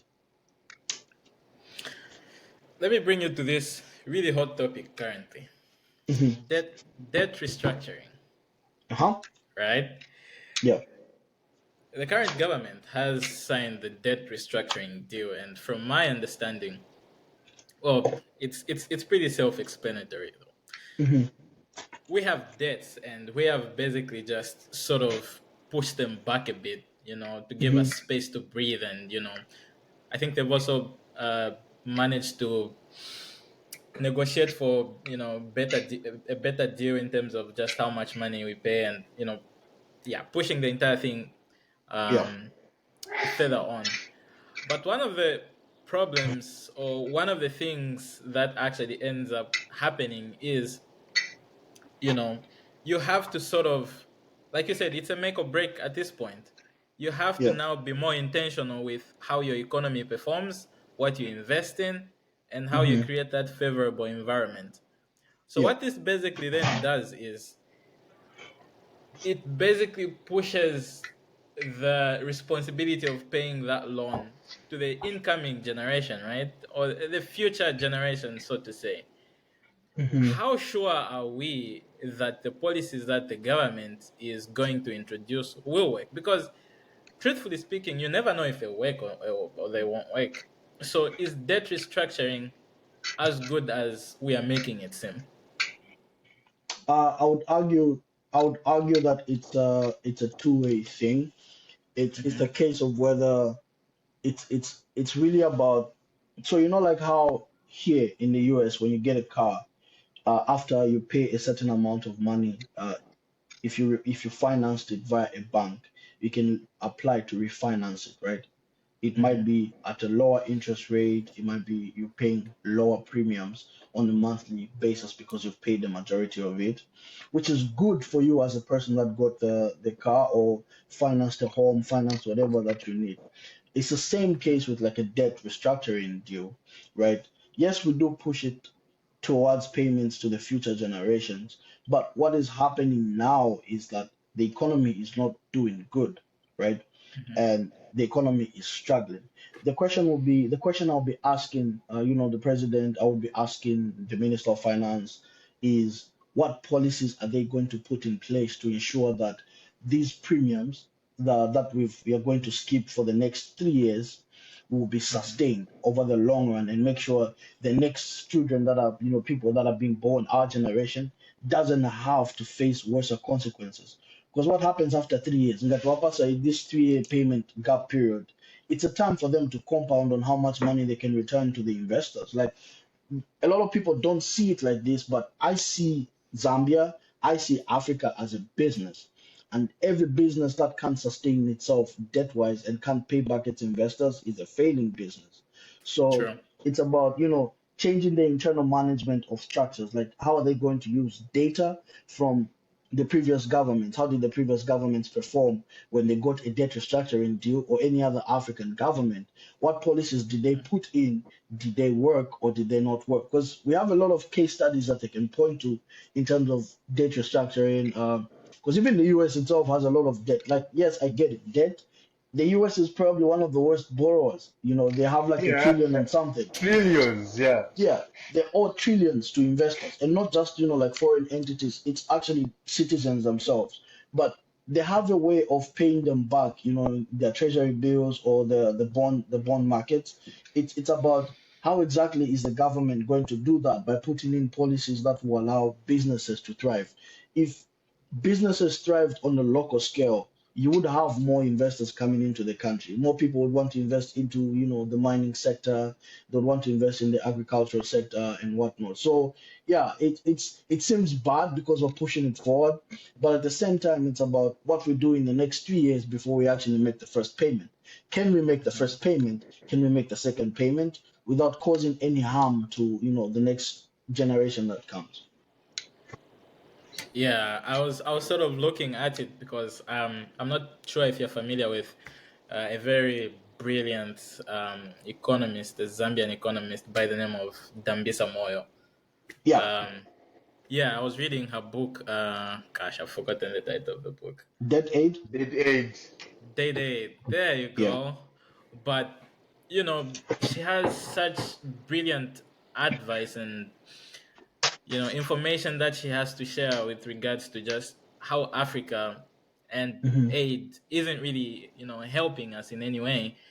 Yeah. And I understand debt cancellation might not be the best way of going about it, but we really need to have a conversation about the debt that we have. And I'm just Hmm. hoping the current government has it figured out in terms of just the investments that they're going to do in the next few years to make sure that the deal goes according to plan. Yeah. Yeah. That's a good observation. And I really like Dambesa's book because it points out to like real time things that actually have happened in the African continent when it comes to aid. But Yeah. um, there has to be a clear distinction between aid and investment. That's why I think a lot of people are not looking at it in a more realistic light. Debt restructuring deals with the government needing to pay back investors. It's not primarily like aid. I think in the context of Dambisa, I might misquote her, and please correct me if I do. What she was trying to highlight was, aid that is tied to, especially to specific things. Like they give you aid and say, okay, you're going to spend this much money on a female empowerment camp, right? That Yeah. that money could have been more useful if the government invested it in maybe building classrooms somewhere or doing something like that. Like, I don't know if you get what I mean, right? So Yeah, yeah, yeah, there's yeah. yeah, there's that the distinction between aid and debt. Debt is like the government is owing on equity that they got from, like, people that invested in the country. They are buying shares in the Zambian government. We are interested in, the Eurobond. They keep pointing back because the most popular thing and the most obvious thing people look to. The treasury bills, the treasury bonds that people invested in. How exactly is the government going to return money to those investors while achieving their investment objectives? It is going to be key going forward. Like aid will continue coming. There's a lot of agencies that are keen on helping, low income countries thrive. And also some of the projects have to be careful. If they get aid, let them structure it in a way that if they're directing money towards school infrastructure, there has to be a workaround where the government can maybe gain revenue from the infrastructure that they just built, you Yeah. know. Yeah, like I get the whole concept of free education, but there has to be some incentives in some way or another where the government gains some revenue. True. I think the actual analogy that Dambisa uses is if there's a local fisherman, right, and this Yeah, fisherman, no, I think she uses an analogy of a guy making a mosquito net. yeah. He let's say he makes one mosquito net a day, and then company X comes and offers to say we're going to donate 50 mosquito nets. Now that guy has basically run out of business because you flooded his market with free Hmm. mosquito nets. So her argument is, instead of donating those mosquito nets, let's Hmm. empower that guy to have the capacity of making even more, so that More mosquitoes. Yeah, that sort of thing. But anyway, yeah, trying to yeah. pivot from that, um any aspirations to go into government, to stand for any positions, to actually implement these brilliant ideas that you're sharing with us right now? That's a good question. So, Hmm. in reality, I am a bit of in a crossroad, to be honest. I have thought about going into government. I think at some point maybe I might want to take up a role as Minister of Finance and Technology, or maybe actually compete for presidency if things align properly. Right. But that's because my aspiration is to run a hedge fund in Zambia, and I Hmm. see Zambia as a potential fund, like getting investors into the country to spur economic growth. So Hmm. that would be the reason I ran for presidency, because if you empower a country and you have a very successful, thriving business, you'd have less poor people, reduce the poverty levels in the country. But those are some of my aspirations. I'd say I would want to run for presidency maybe in the next 15 to 20 years. I would say when I grow my skills overall and get to understand more of what governance works like in the context of like African politics. But short term, it's probably just starting my own business, to be honest. Right. Yeah. Another pivot. Hmm. Oh, it's Easter time. How do you spend your Easter holidays? I'm pretty sure you grew up Christian. I mean, Yep. Zambia is a Christian nation. How Yep. how do you think that has changed over time, coming to the US, gaining more knowledge, learning more about certain things? As a scientist, I'm speaking Yep. as This a nigga is I'm trying to get me canceled, dog. nah. I'm speaking as a person who does so much science, and I Mhm. interact with so many people who are in these spaces, and I'm always curious to know and Hmm. find out how they view these things. I think I was having a Hmm. conversation with someone the other day, and we were talking about. Um, I think I was on a hike, and we found like this big rock, and I was like, "Oh wow, God is good. Like Yeah. like this is massive." And they're like, "You think so?" They went on this tangent about how they think, whatever, you know, nature in itself just being Hmm. massive. And to me, yeah, like I said, scientific reasoning always Hmm. intrigues me.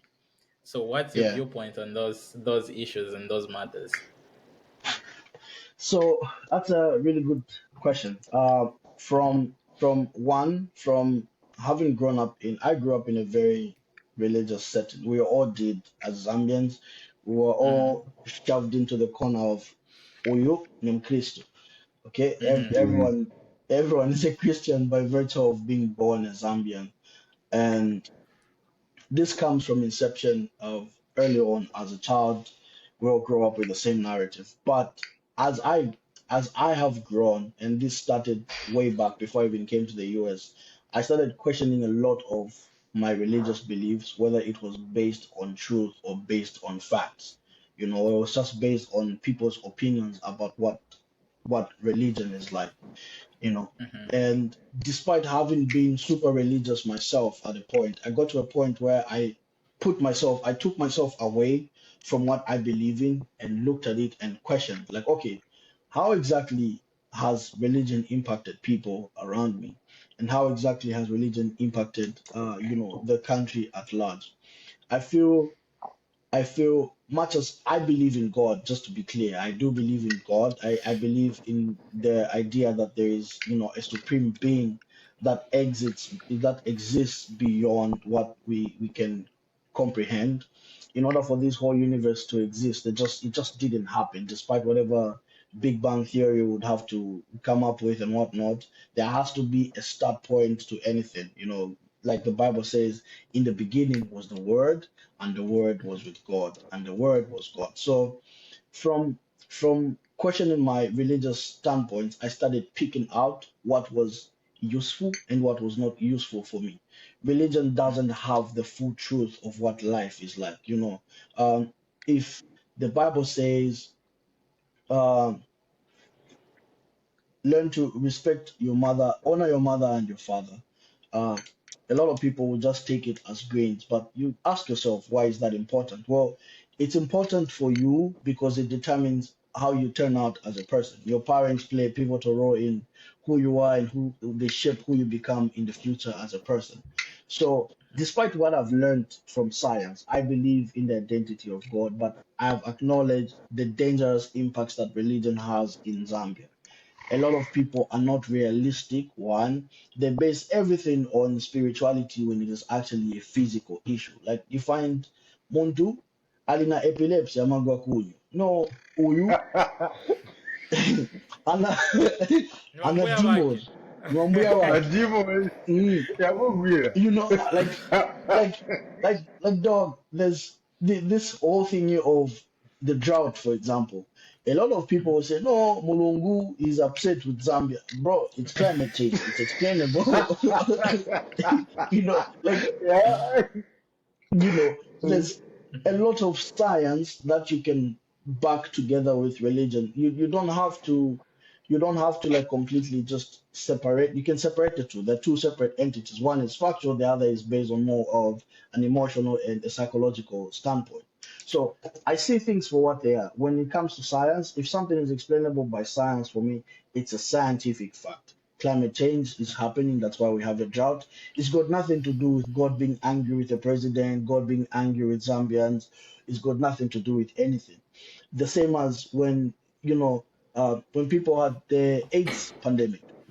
Uh, People would come up with different excuses about, no, Banfriti, they've entered the family, they're killing people. People were dying because there was an outbreak of a pandemic, and there's a disease that is spreading. Science came up with a solution.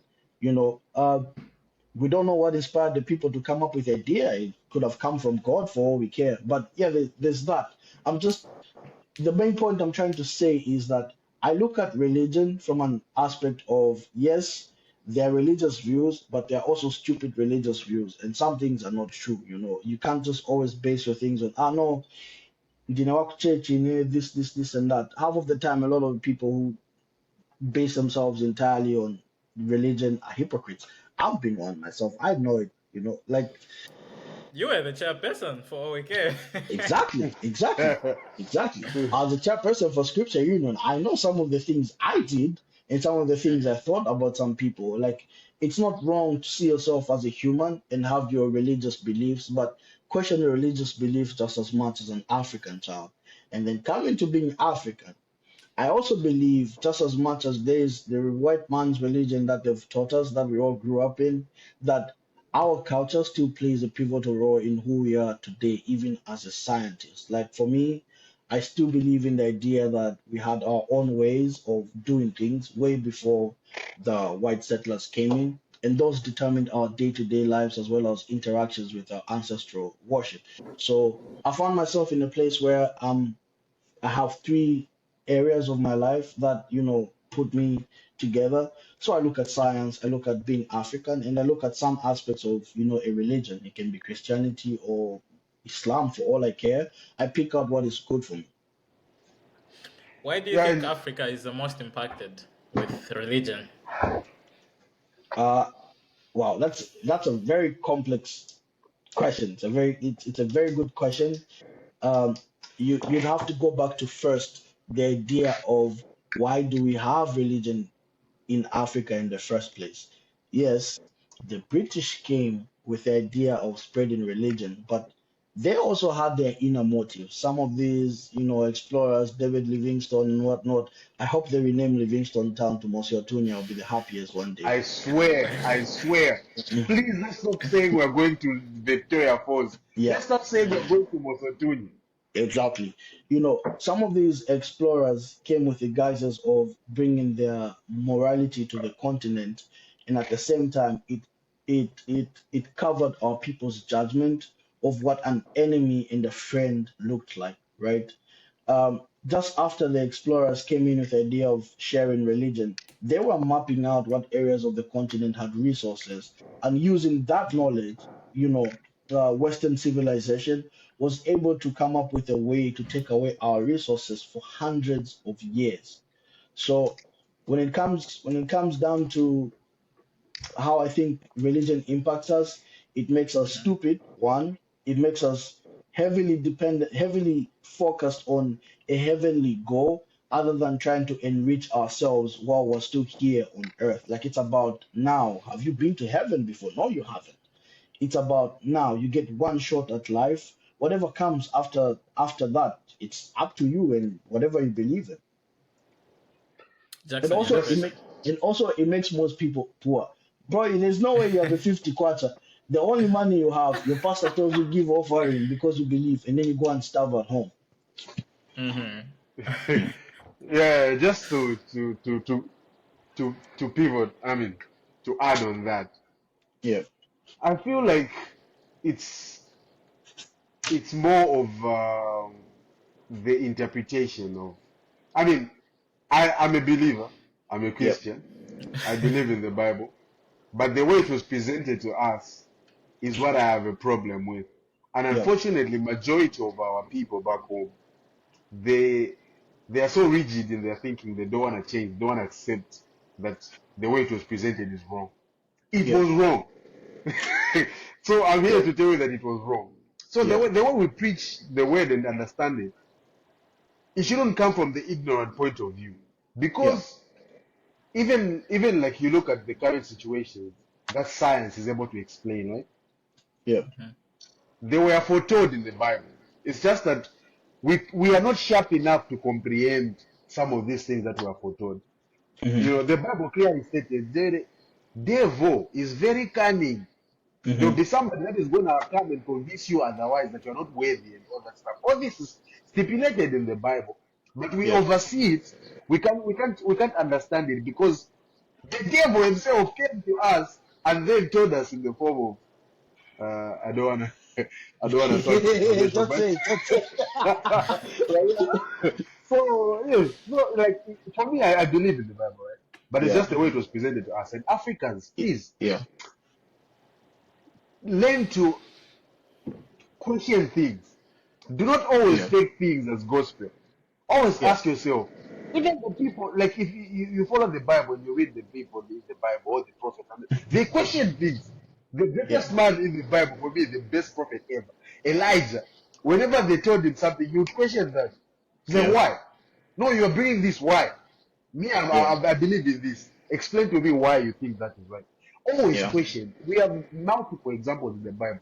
Shadrach, Meshach, and Abednego, they were told to bow. They were like, why? Yeah. So just question everything. Do not always take things as gospel. Always Yeah. question these things. Yeah. The answers are there. Yeah, that's true. And adding on to Jackson's point, it's also a matter of reading text and applying it in real context, right? Like not everything has to be entirely hogwash about witchcraft, wizardry, and whatnot. Some of these things you just read it with a grain of salt and apply it in a way that is most logical. Because half of the pastors, and then yeah, this one, half of the pastors in the country should not even be pastors. Now, some Yeah. of these people have not had any Bible school training where they actually taught them to interpret and accurately explain what the Bible means to people. That's why we have a lot of false prophets in these countries, people who are ripping off people for money in churches and whatnot, and even false prophets that ended up playing a role in influencing the country in terms of politics. We've seen a whole lot of things about, no, God gave me this vision, this person is going to win, Yeah. this person is going to lose. Like it's that where there's now no clear separation between the church and the state. I think Zambia would be better placed if at some point we actually got to separate the state from this entire idea of the state and the church are the same. Those are two different entities. Yes, they can coexist. We share some values between, swearing in a person using the Bible and whatnot. Those are symbolisms. They're not entirely, it's not like it's a factual thing. It's a symbolism for the people taking an oath to take up office and whatnot. But that shouldn't be a major determinant that people use to see themselves as a country, as a person, like, bro, these religious things will change over time. Look at how the Catholic Church is evolving over time. Some of the things that you're not accepting now will be acceptable in 10 years. Are you just going to go with it or you're going to question why are we accepting it now? Yeah. In addition, I feel like what you guys have said about is really true, and just having a curious mind and not just accepting everything as you're given will take you a long way. Yeah. Again, as a scientist, some of the best scientists to have ever existed, Albert Einstein, Sir Isaac Newton, question things. Why did this apple fall? What's making it fall? Yeah. Trying to understand on your own, and not just accepting what's already been laid out there would take you a long way. Yeah. And so those were really good nuggets. I'm not sure if I have any other questions, but gosh, I feel like there's so much that we could have talked about, and maybe we should do a part two, Martin. What do you think? I would be down to do a part two. Mhm. If you lads want to have a part two, just send me a text whenever, and we can always make a part two. Most def, and I'll just say this episode was brought to you by Mango Zambia. I know Jackson doesn't even know this, but we have partnered with an e-commerce company in Zambia that more or less works like Amazon, Hmm. uh, eBay, you name it. So they basically have an app and a website where they have different sellers, different people who sell their stuff, mostly clothing, non-perishables. So you just basically go to this app or website, you find whatever you want, clothing, shoes, you know, and you purchase it, and their rates are affordable. They have different shipping options. If you want it the same day, they'll deliver it. If you want it in 2 weeks, the shipping Hmm. is even cheaper. It's even as low as 20 kwacha. Nice. So it's really a game changer in Zambia, and I would urge anyone watching it to give it a shot and leave a review. So, Martin, it's been amazing having you here. I've learned so much from your journey. Deeply inspired. As always, I'm always learning something new from the podcast every day. I'll leave Jackson to close us off. Yeah, yeah. I don't wanna be like the selfish dude. So I'll leave the closing remarks to Matthew. If there's anything you just want to leave the people with, of course, there's Yep. gonna be a part two. People should expect a part two. We'll definitely schedule that. But if there's any closing remarks, something you just want to leave people with as they end this episode.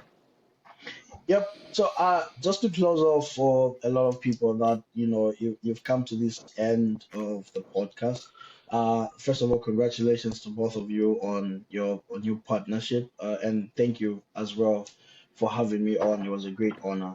And for people listening out there, I would say I know it is hard and I know it is difficult as an African child to see yourself getting anywhere with like limited resources, limited almost anything. Like anything, you could pick anything in your life and it seems to be working against you. It could be your family, it could be your friends, it could be your partners, it could be your own education and you might question it, but you have to understand is that life is a purpose driven thing. It's a machine that you constantly need to oil up and constantly need to change. You need to be able to adapt regardless of what the circumstances like, whether it is good, whether it is bad. You just need to forge ahead, keep your head high, and close your ears off sometimes. I know there's people that are going to whisper and discourage you on your journey as you go on, especially for students. You just need to go forward. Even in your business, the same thing. Focus on what your goal is and how you can better yourself to take yourself closer to your goals as a person. So yeah, it's been me, your boy Martin, the King of Africa, and I hope to see you guys on part two. Yes, sir. Nice, nice. Yeah. Thank you so much, everybody, for listening. And if you come this far, thank you so much. Martin, we really appreciate you. And yeah, at this point, I'm going to stop recording. And this Yes, is. sir.